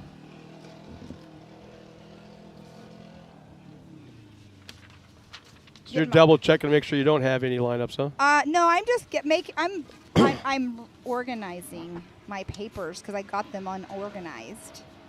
Here comes second and third. Across the line. So second and third, so Jace Leach takes that number 2 spot. Carter Caraway in that number 3 spot, and what a race it was for these guys. So we're going to have Pablo up here in a second. He has a very interesting very story there. interesting. Holy smokes. I have to say, I briefly spoke with him at round 1, but Yeah. my husband was here, and he actually talked to him quite a bit, and he has quite a story. So we get a chance to talk to him after our winning interview. Not sure if it's going to be Miles or It's Tiffany. gonna be Tiffany. Oh, okay. Well, Awesome. it looks like There we let's go. go down to Tiffany, who's Yeah. got our winner of the last race. Carson, nice job out there. Walk me through how your day's been so far. I went out there in the first heat in the expert car. I think I got first in my group. That led me to picking up a good spot in the expert class, and then I went out and got first in this class earlier in the heat, and that led me to a good win in the May. Well, and talking about that, obviously the track conditions are great. We do start to see some blue groove coming through right now. How do you tackle something like that, especially with the dust, blue groove, just everything coming at you, especially here in the main? One of the best things I got with me right now is the Hoosier tires. They grip up great on the blue groove, and they help me go through it. Awesome. Well, I know you've got to thank a lot of people for helping you get that top spot for round 2 here at MAO. I'd like to thank my mom and dad, Marvin's Tow Service, D&M Body Shop, Kaiser Sprint Car Wheels, Hoosier Racing Tire, Kaufman Off-Road, and Off-Road Disorder. Steering. Wonderful. Well, I always like to ask everybody in one word, how are you feeling about today's win? It feels amazing. Awesome. Well, you guys heard it here. Carson Vale is feeling amazing. It's going to be a great day. A few more races. Back up to you guys. Thanks a lot, Tiffany. And we got just probably a quick moment before our next race. We got the women coming to the line now, but very special guest, Pablo Jimenez. Welcome to the stage. And I got to tell you, you got the new T-shirt, the new hat. I saw your rig out there in the pits. Nice wrap. Thank you, sir. Pretty darn cool, man. What's going on? Hey, nothing, man. Just getting back in shape after a little rollover on the Vet Plus 40 race. Yes. Now, you said, I asked you when you came up here, you were good, but tell us about your car. Yeah, well, we got a little bit of a cracked frame, and we're going to have to get back to the shop and see what we can do with that to get it ready for the next round. Well, at least you have a little bit of time since we're not till the end of May, right? So, yeah, but still, it's work. Yep, certainly. Yeah. So tell us about your race program. So how long have you been racing? And you're in a Yamaha, correct? No, Can-Am. Can-Am, sorry. Can-Am. But tell us about how long you've been racing and how you got into it. Well, I've been racing motocross for about 30-some years. Okay. And just bought the Can-Am about a year ago and started racing up north in the Midwest. And it's been going good. And Yeah, so switching over from 2 wheels to 4. Certainly. Yeah, that's it. I mean, I always say it complements the 4-wheel racing because you already know how to take the lines and what you should do by throttling out and stuff. Some of the best drivers in off-road come from motocross. And, I mean, the list of riders that are now drivers in off-road, I'm going to start at the very top. It's got to be Johnny Greaves, Right. CJ Greaves. And the list goes on and on and on, the guys that have raced motocross. And before we get too much further, let's address the fact of your race program and the big story behind your program. What has driven you to keep going after this crazy stuff that went on with you recently? Yeah, well, as you can see, I'm a burn survivor, and I had a little bit of an accident about 14 years ago. A plane crashed on top of me. They'll talk about that. How the heck does that happen? Yep. Well, Learjet 45 came at me about 550 mile an hour in a dive. Could not recover from the dive and crashed 10 meters behind my vehicle. Wow. Yep. Wow. You talked to my husband at round 1. He told me your story, and I was just like, we've been wanting to talk to you, and I just haven't done it yet. But here you are up here on the live show talking, and that's crazy. Were you on a runway or no? what? I was in the middle of Mexico City, leaving work in the middle of the financial district, and a plane crashed in the street. So it was mechanical issues with the plane that caused it to go down where it did, and you were in the wrong place at the wrong time. But I tell you, the fact that you're here, the fact that you're racing, and obviously, I mean, you're going to be back the next round of racing. But I don't want to say it quite like this, but I got to. It's almost like it was the gift. You know what? You're here for a reason. Well, thank you. You know, the Lord could have taken you, but he didn't. He goes, your job is not done. So I'm going to put you back out there. It may not be easy, but you got stories to tell. You got things to take care of, and there's people to help. And I think he's using you as that ambassador. So kudos to you to keep doing what you're doing. Well, thank you, sir. So you're racing out here at Mid-America. Did you race out here last year, or have you been out here previously? No, this was my second round now. Your second round, okay.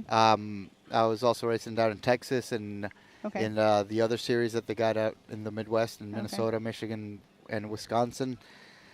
So, yeah, heading into my second year of racing the Can-Am, and it's going good. And having fun, right? Picking up a little speed. I was doing well in my heat You were doing race. very well. I was out front, and I guess I got a little bit impatient. I got passed, and I tried to pass one of my competitors on the rollers, and we got collected, and I got the short end of it. Oh, goodness. That Yes, happens. ma'am. It's part of racing, right? Yep. I mean, unfortunately. But being a motocross, I'm sure you saw some crazy stuff before, you know. Right.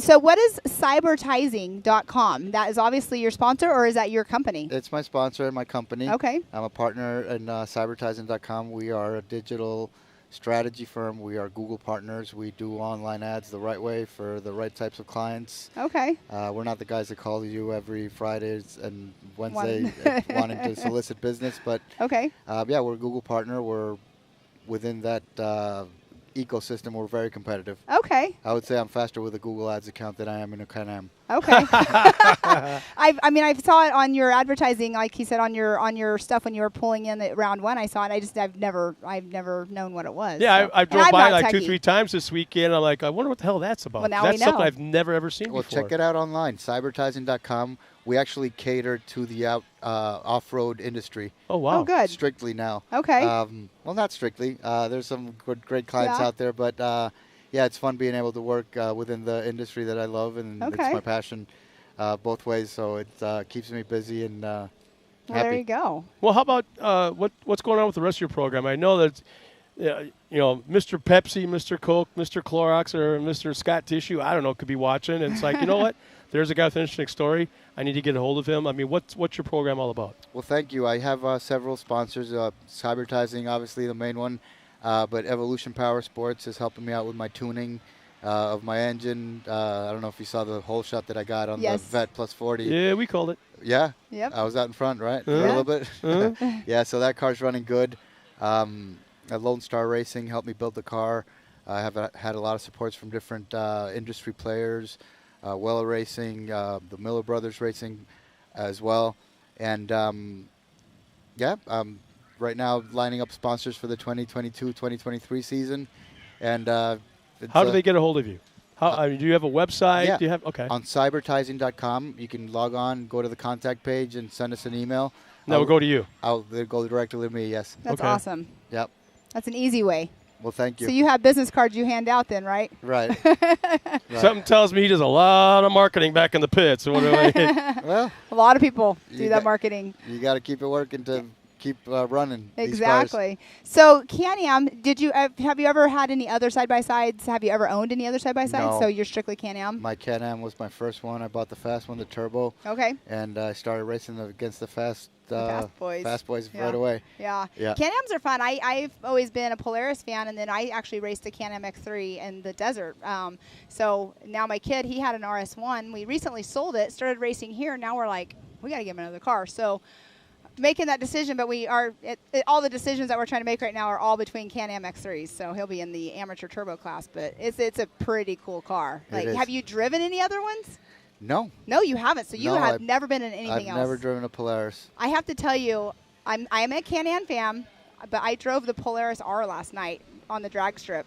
Right. That thing's fast. Right. it was fun. I've never been on a drag strip either, but yeah, definitely Can-Am. Can-Am is a big on all of this motorsports. You have the Dustin Jones, you have the Miller brothers, and everybody. Well, Kyle Cheney. Look at KOH. They've dominated. They have 1, 2, and 3s. The last 3 years. I'm or pretty 2? sure. What was it? I want to say it's 3. In Dakar, they swept the podium. Yeah. They swept the whole class. I think it was the first 9 cars Mhm. were Can-Ams at the Dakar rally. Yeah, the Dakar rally. That's something to think about too. It's kind of like if my first ride in NASCAR was with Richard Childress. No, I'd rather go somewhere else. No, that ain't gonna happen. No. Well, I've never been in a NASCAR, but yeah, that's super cool though that you've never driven anything else. You did amazing though, taking the whole shot today. But how? Okay, so you were just over driving when it I turned wasn't you over. patient. Okay. I was not patient. I got past. I made a mistake after that first downhill jump. Okay. The tabletop there. Yeah. I went wide and I got passed by my who was it that passed me? I forget his name. I don't remember. Let me see. You were in the Vet Turbo. So Number 10. Let me go to that class and we can look. Yeah, so he passed me on the inside, and I got up side by side with him going up the second uphill. We banged bars a little bit, or banged cars, traded paint. Gotcha. At the top of the second uphill, and coming down, he beat me to it. Was it Harlan? We went into the roller section, and I was making good time on him there in the rollers and the tabletops, and I was going to pass him at the end of that section, and didn't end up happening that way. I think I landed on his roof. Oh, wow, geez. Whoops. Yep, and that flipped me. It did I don't know how That many would do it. cartwheels. Yeah, it did a couple cartwheels, a couple front flips, and ended up on my lid. Oh my goodness. I got out in about 2 seconds. Well, Did you that's notice good. that? That's good. No, I didn't see it on camera. Yeah, it was out of our line of sight. So I got out right quick. I got to give special thanks to Sparko for making those some tells quick me release. he knows how to get the hell out of certain situations now. He's been Yeah. well trained. Yeah. Yeah, that. Are you talking about their new ones, the new Cam belts? Lock. Yeah, the Yep. Cam Locks. I've never ridden in Cam Locks in my race cars. I did try them out though. Those are awesome. And they stand the test of multiple rollovers and any types of situations. Yeah, they're super cool. I really like those kind of belts. I didn't have them whenever I was racing. The ease with which you can get in and out makes it a little bit more comfortable. True. Do you run a Sparko seat in your car as well? Yeah. Okay. Yeah, those are good seats to have for Yeah. sure. I have the butt pads that you can get that give it a little bit of cushion. Those are amazing too because they're also a fire retardant material as well. Yeah, maybe a little bit more cushioning. I Little took bit a more cushioning. little bit of a. I went long on my first race today in one of the jumps, and thought I broke my ankle. Oh goodness. But no, she held up. Yeah, they're. I can't remember who you get them through. I'll have to tell you offline because I don't know right off my hand. But they are awesome to have in those cars. Like even when you're coming off the jumps and you're landing, if you ever flatland, you have a little bit more cushion. But those Sparko seats or anything that are full containment are like the way to go. No, yeah, and even the safety aspect of it. When I rolled over just now, I felt completely safe as I was in midair. All I had to do was tuck in a little bit. Well, and we were actually discussing that about people that run in like desert racing and stuff. There's people that run the suspension seats, and those suspension seats, like Scott was saying, when they go off a jump and they compress, now there's play in the seat belts because you compress into that padding, and that these Sparko pads don't do that. But it's definitely something that you don't want a seat with a suspension seat, because when you do those rollovers, it can tweak your back if the seat can bend. It's not full containment. It's not made of fiberglass. It's going to hold you tight. So that's my, I don't know. That's my thought I'm behind thinking it. when I see guys like Kyle LeDuc, right off the top of my head, Ryan Beat, I think, is another driver in Pro 2 and Pro 4. When I see these guys running the LaJoy seats, those are awesome seats. why anything else? You don't need a suspension seat when you're racing off-road. Set up your truck. Set up your shocks. And they make your seat to you. Yeah, to you. They're out of North Carolina. Yeah, you got to go there and sit in it, and the fabrication into the seat is almost as complicated as the fabrication into the race truck itself. Right. You know. Exactly. So, you know what? We kind of got off subject. We wanted to talk about you, your story, your race program. What is it you're looking for going forward from now? Obviously, you got to fix your car for the next race. Right. So we are looking for a little bit of support for my race program, which is going to include this series and some series in Texas and throughout the United States.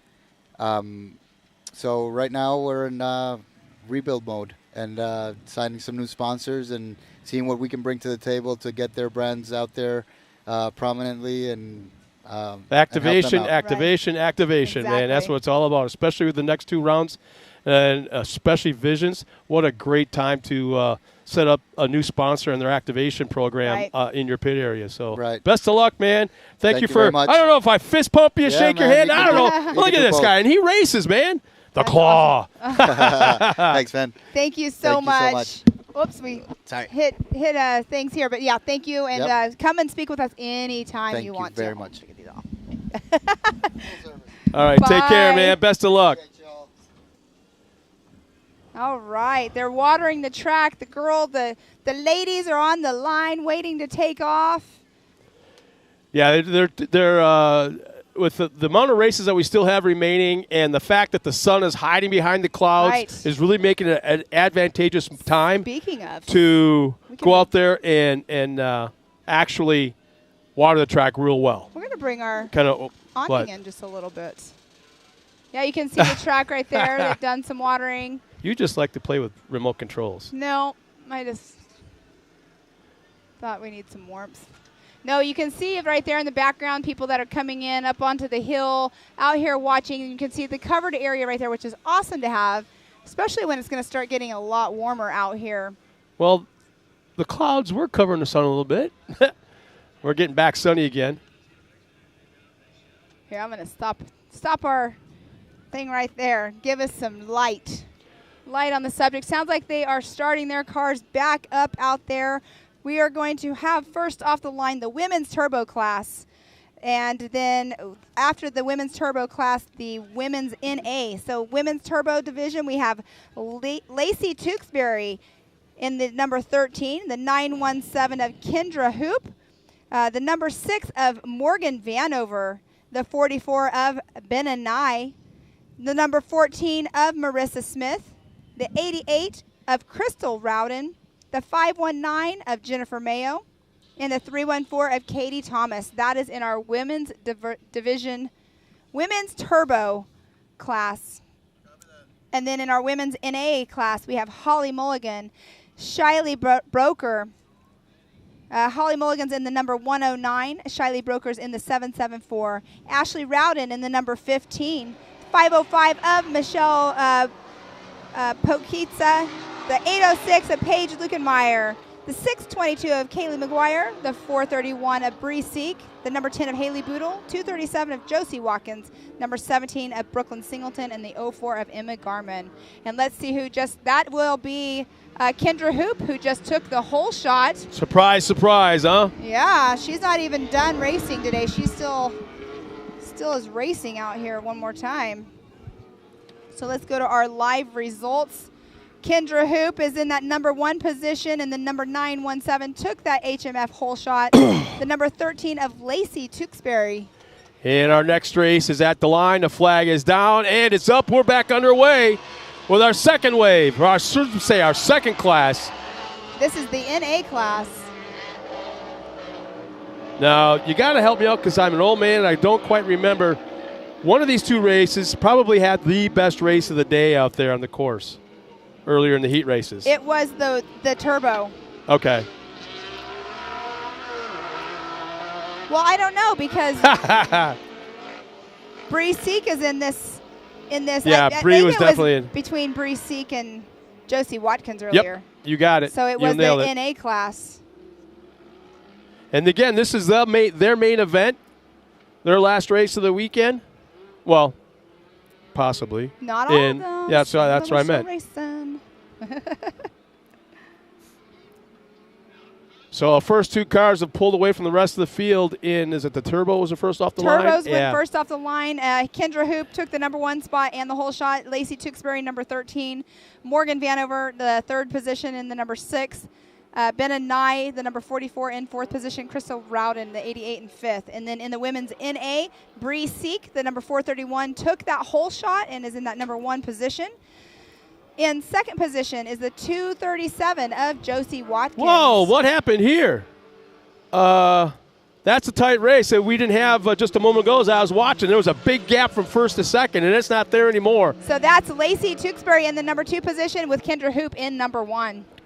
Hoop had the lead just a moment ago, right? Kendra Hoop has taken the whole shot and has been in the lead. Until now. Well, no, Kendra Hoop is still in the lead. Oh, Tewksbury's in 2nd position. Okay, so Hoop had an issue out of our line of vision and reeled in. Tewksbury reeled her in. Okay. Yeah, but Hoop, she definitely took that whole shot earlier for sure.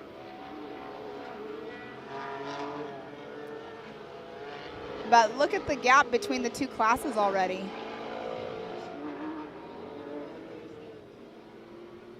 And on screen, that is Kendra Hoop and Lacey Tewksbury on screen right now, going through that rhythm section. Not rhythm. Unrhythm, yeah.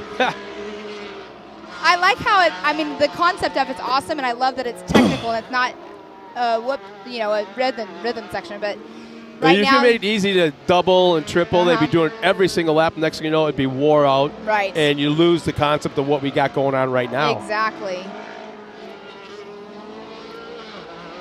So cars are all over the track, and there's all kinds of issues with these girls up on top of the hill just before they make that left-hand turn to come down past the it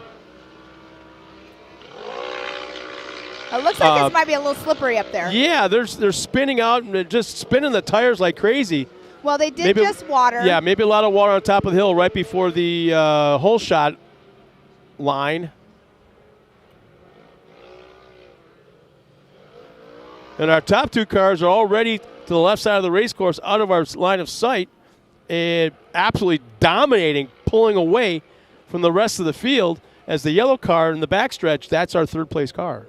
Yeah, she's and Morgan Vanover. Oh, here come our leaders, 1st and 2nd. And they are still running neck and neck. I mean, they literally have Kendra Hoop, and then Lacey is only a .675 behind Kendra Hoop. Yeah, it's what, 2 car lengths maybe? Not even. I think, yeah, maybe. Oh, our leader gets squirrely coming out of the corner, coming down the hill, able to hang on to the lead, but boy, there was an opportunity right there. They both looked like they were getting a little bit too sideways, but look at the camaraderie right there of them on the race course. 3rd position is how many seconds behind here? Let's see, 26.933 seconds behind. That is behind just 2nd place. Wow. Wow, this is definitely going to be a good race. Looks like the number 14 of Marissa Smith is having some issues. She's going a little bit slower. But look at the crowd is growing. And there's that rhythm section. And there on screen is Kendra Hoop and Lacey Tewksbury. Oh, it looks like Lacey got around Kendra right now. They just did the step up. So there's a lead change going on. Let's see if Kendra Hoop can get it back or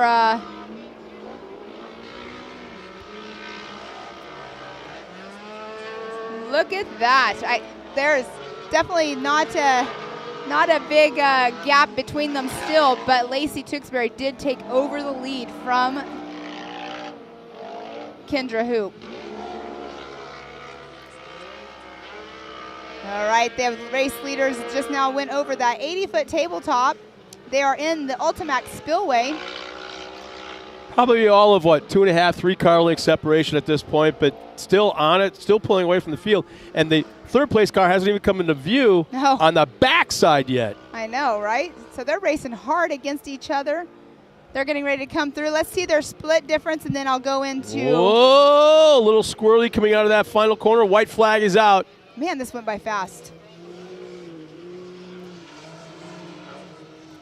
This is where Kendra is definitely waiting for Lacey to make one little small mistake and take that pass.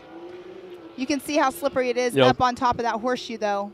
Kendra appears to be keeping that car. Has she got a left front flat? It looks like Kendra might be having something going on. I'm not sure. She does have to race again, I believe, still. But Lacey Tewksbury in that number 1 position in the women's turbo class. Kendra Hoop in the 917 in second position. The number 6 of Morgan Vanover, she has came through in that 3rd position. In our women's NA class, Paige Lukenmeyer is in that number 1 spot in the number 806. Emma Garman in that number 04 is in second position. Bree Seek in 3rd. Josie Watkins 4th. So there's quite a race going on here. And here is our 3rd place just now going through. Yeah. She's just now entering into the Talladega, but yet our race leaders are all the way over on the other side of the track. They're already. making their way back along that back stretch. Yeah, they're getting ready to go through the tabletops over there in the Ultimax Spillway. Oh, I think we had a pass for the lead. We had a pass back again. It looks like it. So far away, I can't tell colors. Well, you can see on screen right there is Lacey Tewksbury, and I do not see Kendra Hoop on behind her. Well, she's pulled out all by herself. Our second place car, or what would be our second place car, is nowhere to be seen. In fact, it's at her right there. That is her right there, just now getting up. So she was having some issues. So it's Tewksbury with the lead, and should be taking the checker flag this time by. Definitely. So this is where Here she is. This is where Lacey Tewksbury takes that number 1 spot, but that's where Kendra Hoop is just trying to get that finish at this point. So let's see who's right rear flat tire on her as well. All on right, the 13 so on our winner. Number 13, Lacey Tewksbury, just took that number 1 spot. And here comes our second place car across the line. So Kendra Hoop still takes that number 2 spot, even with an issue. So our left rear flat? No. Boy, it's hard to tell. Motor sounds like it's running just fine. Yeah, all the tires have air, so something that's not detectable only by her in the cockpit, obviously. And she raced earlier, so she actually is done for the day of Tire racing. car. Her husband is racing in the next race in the Pro Turbo. So that's where I was thinking she was racing. Let's see who gets our 1, 2, and 3 here. That is the number 44. I don't know, Pam. Look down at the starting line. For first position, the 431 of Bree Seek just came across the finish line. So in the number 431 of Bree Seek. She just passed by our guys. Oh, Pam, if you heard me, look down at the starting line. Take a look at that. Some pretty stout pieces of machinery lined up. Definitely. All right, it sounds like Tiffany is down there with Lacey Tewksbury down trackside with our winner of the women's turbo class. All right, so down to Tiffany. Let's hear what we have to say with Lacey. It's so good to chat with you, and we've been thinking that it was Lacey the entire time in this car, but it is you. Walk us through how that's been today, and you guys said that you were tag team in this. Yes, ma'am. We are teaming this season. I drove the last 2 rounds. It's been incredible driving her car. I'm so thankful that she is trusting me with her car. And talking about that, you said for the last 2 rounds, I can see you. Not that I'm on to tell you that you're a little shaky right now. It's probably got to be some amazing nerves. How does it feel to be out there and put the top spot for her? It is so nerve-wracking. I'm not used to this type of car. I'm in an RS1. That's what I'm usually driving. But it feels awesome to be out here for her winning. Well, we've been talking about Mid-America Outdoors and this wonderful facility that they have here. How do you feel about everything? And obviously you're going to still continue and chase those points. Yes, ma'am. Everything out here is terrific. Like, it's oh my gosh, not horrible. It's awesome. I love it out here.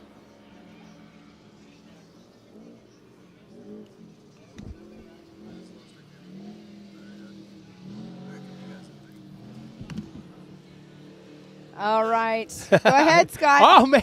I was taking it. I wasn't sure if you were going to take it or not, so I took it. Well, that's fine. No problem. I mean, it's been a long day of racing. I tell you that round number 2, the race action that we have from round 1 is just amped up. I say it's probably been twice as good of action that we had from round 1. I mean, it's been phenomenal, all the way down to the 170s. Those young kids know how to put on a show. Their finish today was awesome. But, you know, I think a lot to do with that, too, would be the track conditions are making the racing even better. Because last round we had all that rain. And remember, we couldn't even practice on Friday. So nobody got seat time on course. And they're able to set up their cars, take time in doing it. You know, this is going to be interesting because it's kind of cool when I told you take a look down at the starting line just a moment ago, and you didn't know exactly what the hell I was talking about. Why? And you turned and looked, and you went, oh. Yeah. So our vantage point is basically look at the side, looking down at the side of the starting line, down at them. We're probably maybe 200 feet up in the air above them, and just looking at this is the UTV version of Pro 4s at the line. No doubt about it. These are the bad boys. These are the bad boys. All right, so they are going to do a sight lap out there on course. I call it reconnaissance. They're going up there and they're checking things out. And you know they're talking to their spotters. Take a good look at turn 1. Take a good look at turn 2, turn 5. Take a good look at the face of this jump and that. So they got guys in their ears telling them to look at particular spots of these racetracks. Right. And the drivers, well, and for the most part, don't have to be told that. But you know what? It's good to be told. I mean, there's been a lot of racing that's gone on. They're not grooming the track, but they are watering the track. But so another thing for them to look at, too, is a turn or a line that they were taking earlier on. They might decide they want to take a different line because as they're out there doing the sight lap right now, they don't want to make sure that there's not a there's not like a groove. I love that Star Wars car. You're right. A groove or something that they might take and that can, top them over. Because these guys, I mean, there's been some fast racing out on course today, but these guys right here, these guys are the starships. They're the fast guys. This is what everybody shoots for. Exactly. If you're a young kid in a UTV, this is what your goal is. This is where you want to be. You know, it's like a look in a trophy card. He wants to be in a Pro too. You know, that kind of thing. But it's to kind of how they're lining up. Was there 3 waves of heat racing, or was there 4? There's going to be. No. What was there? I know they're all starting. I think there were 3. Yeah, there were 3. Okay, so to kind of explain how the starting order has been decided, the winner of wave number 1 in heat race 1, he'll be on the pole. The winner of wave number 2, he'll start second. The winner of wave 3, he'll start third, and then you go back to the first heat race again. Right. Wave 1, the second place finisher, he'll start fourth on down the line, and that's how it's decided. It sounds complicated, but it's probably the most fair way to do it. So the guys were taking their placings of where they were going to finish in the heat race seriously, right? Because it does a lot. It does a lot at the starting line, and starting on the inside down there on that racetrack, and it's a soft, I'll call it like a baby right-hand turn going up the hill. I don't think that's the most advantageous. Looking at it right now, I don't think that's the most advantageous spot to be. On the inside, that's where Robert I can't even say it. Robert Van Beekum, it looks like what happened is he was in a little too close, and then he just went up on the edge. I mean, that's a chance you take whenever you do take that inside line. Well, and not only that, but it's starting at the starting. In fact, how about this? Guess who didn't do the sight lap? He didn't do a sight lap last time either. Yeah. Round 1, Kyle Cheney did not do a sight lap. Yeah, so Kyle Cheney sitting down at the starting line all by himself, kind of waiting for the guys to do their thing. I mean, we can't see if anybody else stayed down there because we cannot actually see the beginning, where line 1 would be. But so it looks like he wants to start in the 5th spot. Now here's the thing. This is what I don't know. Okay, you won heat race 1. No, he's in. You're supposed to start. You should start. No, not you should. Do you get to choose where you start? Can you start in that third position? I think you have choice. I think that's what Billy was talking about. See, I'm not feeling so dumb now because he's not on the inside where the pole would be, basically. I think they have to make their choice before they go down to the line. Possibly, but the fact is they get to make their choice. That's what I was wondering. Yeah. And, they're starting 8 wide. 2 deep? 2.5 rows deep? 3 deep? Yeah.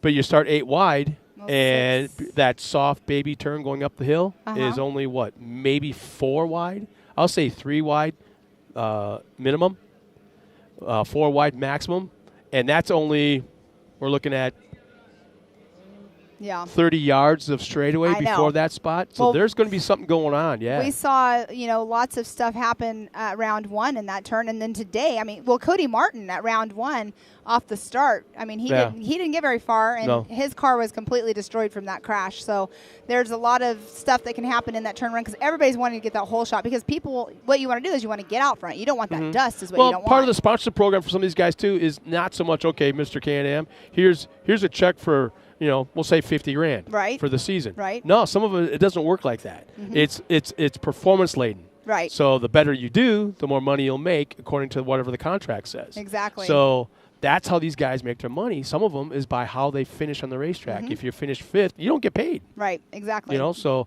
because they're sponsoring them for a reason. They want their name up on top of the box. Speaking of sponsors, let's just go through the sponsors again that we went through earlier that helped take care of the park and sponsor the series. So we have Nitto Tires, MRT Tires, 360 Wraps, which we've seen a lot of cars out here wrapped in 360. There's some they haulers. own the place, Yeah, right. They've done all of the Mid-America stuff as well. Raceline Wheels, Ultimax Belts, which we had Lori and Mel up here earlier talking about those. Gates, Maxxis Tires, which we had Dave up here. Super ATV, Oklahoma Ford Dealers, Hammermill Metals, and the HMF is sponsoring the Whole Shot Award. So it's super cool to see these sponsors out here helping out the track, sponsoring the track, taking care of the racers. And like we were saying earlier, up in the pro shop, you can go up there and look at the Raceline wheels on display. Yeah. You can buy a fire suit if you need to buy a fire suit. Ultimax belts, they have multiple sizes up there. And, it's definitely super cool for all of these sponsors taking care of the park. Well, we got a large field coming up to get staged. They're coming in front of us now. Their reconnaissance lap is coming to an end. So we can go through the names if you'd like to. Absolutely. There you go. Yeah, That's what I was getting at. We have the 191 of Kyle Cheney, which we saw did not go out and do the site lap. The 184 of Scott Champion, which he was our winner last round, and last year he was second place in points. The 81 of Ryan Tewksbury, which his wife was just racing last race. The number 84 of Alan Corbin. 53 of Randy Clifton. 45 of Gage Hughes. The 979 of Jack Letourneau. Then we have the number 38 of Zach Beavers. 17 of Corey Willis. The number 2 of Austin Vanover. 704 of Daniel Kelly. 18 of Kobe Caraway. The 904 of Mike Park. And the 260 of Hunter Davidson. Then on the last line that got to choose, we have the number 21 of Kanan Baker, the number 15 of Cody Martin, 41 of Jeb Boodle, the 221 of Zach Smith, 717 of Ray Barnes, 124 of Michael Huddleston, and the 64 of Robert Van Beeken. He needs some luck this round. Oh, boy. Let's see if something happens on his side. I'm not even sure if I see him out there, to be honest with you. Yeah, I'm not sure. He did take a tumble, and I'm not sure if he was racing the same car in this class as he took the tumble in, so he might not be starting the race. But I love that 21. You're right. I don't see it. I love that profile of that 21 car. I know you are. Black and white, mostly white. The numbers even the gold chrome style number. Yeah. It's just that's a show car, not a race car. That thing is just sweet. It's definitely a unique cage. I'm not sure who built it, but it's definitely a unique cage for sure. Well, our flagman's heading down the ridge. He's got the green flag in hand. He'll lower it to the ground. You'll start to hear the engines rev. As soon as he throws that thing up in the air, we're going green. Here we go, everybody. And Cody Martin, who is out there on the line, he was the winner of the championship last year. Green is out. We're underway into turn 1. Let's see. Oh, baby! Looks like Kyle Cheney is the Iceman looks like he has it right now. Coming out of the corner, it's going to be Kyle Cheney with the whole shot. Yes, he got the HMF hole shot. It looks like Scott Champion's in that number 2 position. Cody Martin, number 15, in 3rd. Zach Beavers in 4th. Wow. Oh, and they're going up into the Talladega turn right as we speak. It looks like we still have Kyle Cheney in that number 1 position, but it's between Cody Martin and Scotty Champion right now. So Kyle Cheney's now headed down that long straightaway through that rhythm section, and this is where he shines. And this is where it's key to be out front, because look at the dust out on race course. You know the race course, but this is definitely where it's key to be right out front. Well, the thing is, the TV monitor, if you're watching at home, is making it look worse than it really is. I mean, we can see the cars on the course, but when you look at it through the cameras and on TV, it's not quite that bad. But with that being said, yes, it is dusty. And you know something else? The wind has died down a little bit. Yeah. It's probably been. I'm okay with that, though. Well, no. But the thing is, the dust is hanging. Exactly. And it's not going anywhere. You can see right now Kyle Cheney still out in that lead, and he is taking that right-hand side line, but it looks like Scotty Champion looks like he was gaining just a little bit on him. They're on the tabletop right. No, jumps watch right now. here. Nice and smooth. A little bit longer, a little bit. These guys, the second and third were quite a bit longer than Kyle Cheney, our leader. Yes. But you can't go. You're not fast if you're in the air. You're not grabbing any ground. So the race going on right now, I mean, there's racing all over race course, but the second and third position of Scotty Champion and Cody Martin are neck and neck. So let's see who comes around. It looks like Scotty Champion still has that number 2 position. And this is a longer race than the heat race as well. Is it this one is 6 6 laps? laps. 6, yeah. So Cody Martin in that 3rd position. Zach Beavers in 4th. Corey Willis in 5th. Looks like Corey Willis goes inside of Beaver. And that up at the top of the hill, now coming down. And, yeah, we got a new 4th place driver. Jeb Boodle, the young kid of Jeb Boodle, out there racing against all of these veterans racers as running in that number 6 position. Now, these guys will push the limits, too. They'll run softer rubber compound. They want traction. If the recommended tire pressure is, say, 15 pounds, they'll pump it down to like 13, 12, trying to get that bigger footprint on the ground, and that just makes it real risky. Well, yeah, that's what I'm trying to say, is that they're looking for that traction. But it makes it vulnerable on the sidewalls, because when you go to the corner, pitch it sideways, the whole tire wants to roll under. Exactly, and that's where it's key to run those bead locks, because it helps when you hold that tire on and not roll off the rim. But you do have Kyle Cheney out there. He just did that step up, and he does have Scotty Champion. Car 45 sounds like looked like they a left the track, which is broken Gage shock Hughes. mount. Yeah, just drove by a second ago, so it looked like he had a broken shock mount or broken shock, as that left rear was just dragging on the ground. That's so unfortunate, but racing is racing, and that stuff happens. Kyle Cheney has a very sizable lead. It looks like he's pulling away just a little bit. So definitely. The first lap coming around, he had let me see, it's clicking around right now because people are going through the timing loops. But it was like a 2-point-something second lead.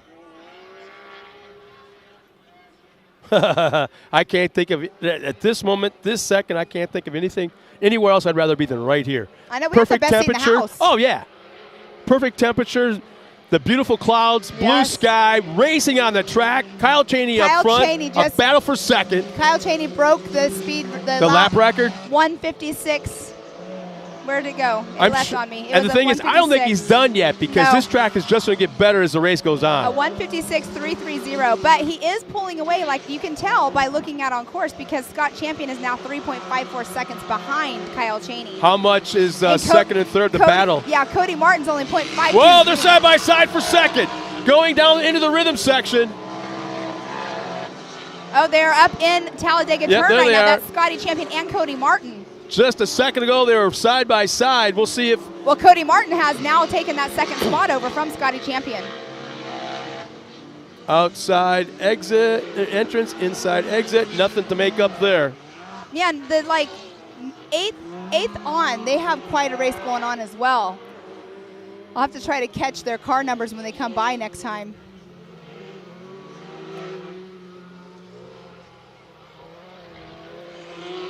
Wow. Kyle Cheney still has a sizable lead. Oh boy, it seems like it's almost doubled.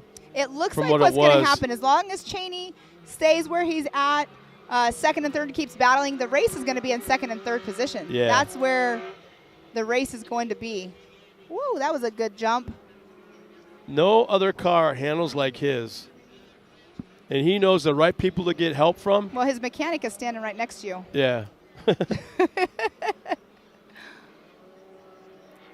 I know. We have he's down. He's right below me, and he's tapping his finger on his bicep. He's got his arms crossed, and he's tapping. No That's radio. Mr. Jason Watt. He's Yeah. a great. Yeah. No radio, no nothing, but he's watching. Oh, look at the side. All right. Now we have. Listen to his cars. We went by. No, listen to these guys. There's burping that throttle. There's lifting in that throttle. Kyle didn't do that. Right. I'm talking about that left-hand sweeper past the start-finish line. And that's why there's now a 5.860 second in the gap between first and second place. What's the lap time like from last time? 1:55. So he's even picked it up even more. Told you he would. This track has still got some There's coming in to go. Yeah. Yep. Tracks usually get faster as the race goes on. All right, Kobe Caraway. It looks like Kobe Caraway right there and Ryan Tewksbury are neck and neck as well. Oh, and we have somebody pulling off race course right here. 31, 30, no, 36 or 38. I can't quite tell. Let's see if I can get that for you.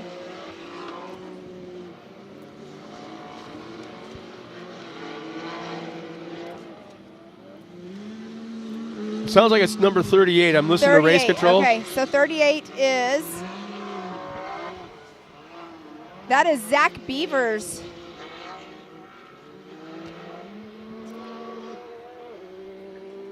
Yeah, there's lots of racing action going on, though. You can still see over there, I just saw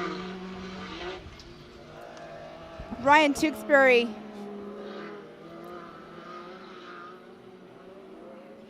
Ryan Tewksbury and Kobe Caraway were definitely neck and neck just now still. And it looks like what's going on right now, Cody Martin's pulling away from Scotty Champion. Yeah, by quite a bit, actually. Probably 12, 15 car lengths at this point. Not sure if he might be having something going down, tire or something, because usually you can feel that. But right there, that is Kobe Caraway in front of Ryan Tewksbury. Both in a Can-Am, but Kobe Caraway is in a single-seat Can-Am.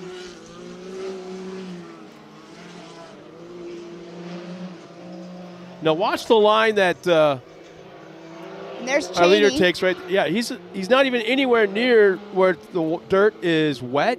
Nowhere near it. He's in a completely dry area. Well, he's got that line down. Well, you'd think that where that line is between moisture and where it's dry, that's that little what you call berm almost that you want to run on. Right. Put that left rear right there. He's not anywhere near it. He's completely in the dry part of the track. He's got a plan. And there's your Kanan Baker. He's right behind Ryan Tewksbury. Yeah, in that number 81. Kanan made up a lot of ground on the last lap. He did. He's up in 7th position right now. He was actually dead last on the first lap and kind of like took it easy, it appeared. Like either I mean, look at it. It's a three-way battle right now, pretty much. Yeah. Between Kobe Caraway, Ryan Tewksbury, and Kanan Baker. But on screen right there, I believe that was Scotty Champion, I believe. They're on screen right there. That is Kyle Cheney. Yep. But we're getting the wrong names across the... I'm not even looking at that. So we just had Kyle Cheney right there on screen. That is Cody Martin, and behind him is Scotty Champion. So now they're heading into that Ultimax Spillway. I can't help but think that our leader had a fast lap this time around. It's going to be quicker than the last time. We shall see what happens. He was on it. It seemed to be faster this time down the backstretch than the last lap. But, yeah, we'll have to wait and see. Wow, I just watched Scotty Champion go off that last jump before he makes the left-hand turn to go into the Raceline Ridge. He was launched. White flag is out for Kyle Cheney all by himself. Probably maybe, 3.5, 4 second gap back to second? Let's see. I'll tell you in just one moment. Oh! A 7.76. I just got his 8.49 from the mechanic. Well, you looked at me and held it up, Yeah, it's a He's got a big cheesy grin on his face right now. Come on, boy. Keep those tires with airing them and keep the rubber down. He might have a car in possession, Mr. Jason Watt, that one of the cars we're looking at for Mr. Hank. So this is going to be a race to the finish for some of these people. Getting some laps in. That was the 41 just now going through the start finish of Jeb Boodle, the young man in that Yamaha. Ryan Tewksbury has still behind Kobe Caraway, Kanan Baker. That is a three-way race right there. Yeah, Tewksbury pulled away probably about 4 car lengths in the last lap. And they're battling for a 4th, 5th, and 6th position. Yeah. Whoa, did you see Ryan Tewksbury was almost in a bicycle there. Here comes Kyle Cheney into sight. Nice and smooth, keeping it clean. One tabletop, nice. Long straightaway. Is he going to lift?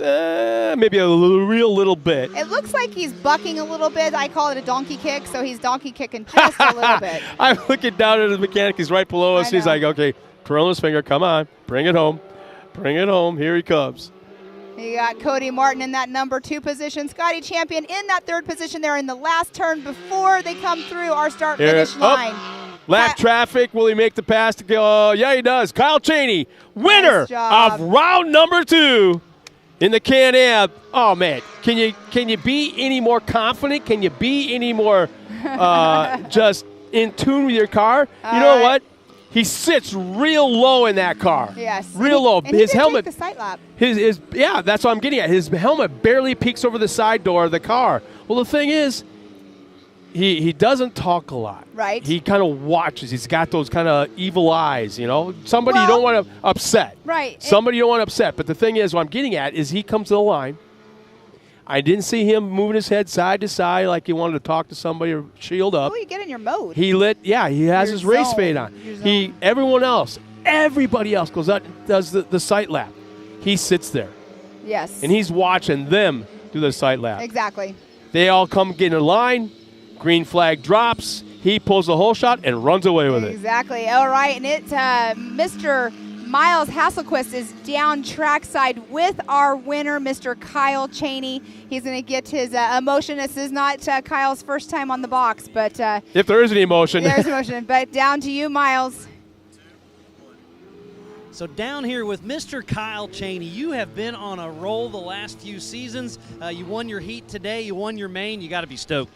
Yeah, my car got out of the gate good, and I think that was my key to winning today for sure. A couple guys behind me were really fast, putting in some good lap times, and I was just kind of watching them, make sure I could keep my distance, just in case I did make a mistake. I had enough to regain, and I just held my distance and was easy on the car all race. My freaking Can-Am did awesome. Fox shocked. The car was great today. I couldn't ask for a better car, and the track was prepped great too. So I want to ask you just a question. So the HMF hole shot you got, this thing was popping and sputtering. What are you doing? This one was not popping and sputtering. This one was, I thought it was going to pop and sputter, but I about started burning the belt. My launch control was not working. I thought it was, and I tried it like and it didn't work, so I just had to take off regular without launch control. Okay, I heard somebody down there, but you got the whole shot, and like you said, you and Scotty battled early. Martin was in the mix, but you got out front early, never looked back. So who else helped you get on top of the box? Like Evo Power Sports for sure. Raceline Wheels, HMF definitely helped me get out of the hole there. Yokohama tires, Can-Am, factory UTV skid plates, AIM, SSI graphics. CT Racehorse for building the car. I just want to thank everybody. Thank you guys for having a great event for us to race. Yeah, so you've raced all over the place and lots of success, but here at Mid-America Outdoors, it's just something different. What do you think about the not even just the track, what about the park itself? Yeah, no, the park itself is second to none. I mean, it's a great place to bring your family or, whatever. There's something for everybody to do. No one's going to sit here bored, that's for sure. There's a lot of stuff going on, but that's what it's all about. Like you said, family affair. It's a great time. But again, you got top of the box in your heat. Now you're top of the box for your main race. This is round 2, so heading into the season early, it's looking good for you. We had some bad luck first round. Well, whatever. Well, this is the second round. First round, we did not do good. I think I ended up like 11th. We had some issues. But, it's all for a championship. We get a throwaway, so hopefully we could just keep knocking out podiums and be there in the championship hunt at the end. Well, Kyle Chaney, always a class act. Congrats on that, and it's been a great day. We're going to give some awards away here in just a little bit, so I'll let you head on over that way. But, again, Kyle Chaney, top of the box. Congratulations, buddy. So while we get everything reset and do some awards, we'll going to talk to some of our amazing marketing partners. We'll be right back after this.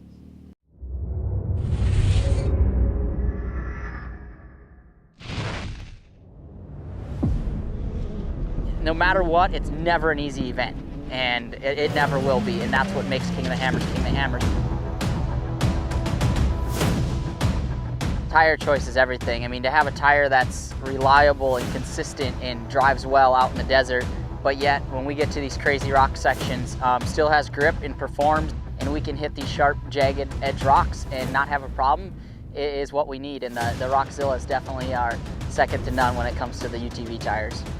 And it just speaks traction. It's got big lugs hanging off the side. It's got big lugs down the side of the sidewall of the tire. If you're gonna look for something that makes traction and is gonna grip in rocks and dirt and everything, you look at a Rockzilla and go, man, that thing looks like it's gonna do the job right there.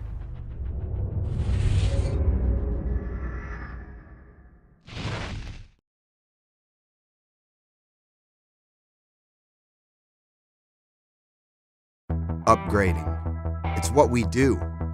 So upgrading is what we did. Introducing the IQ equipment lineup powered by HMF.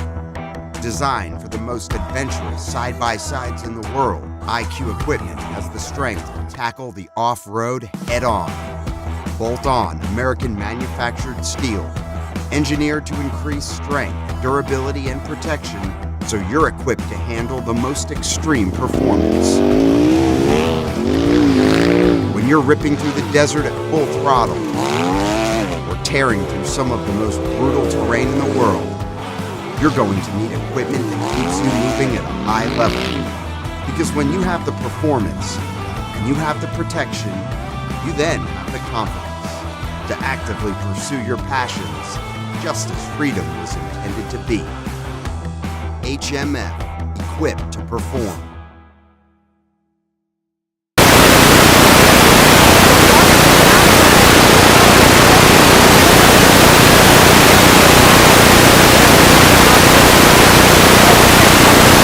Championship series. It's been a great day of racing, a lot of fun, a lot of action.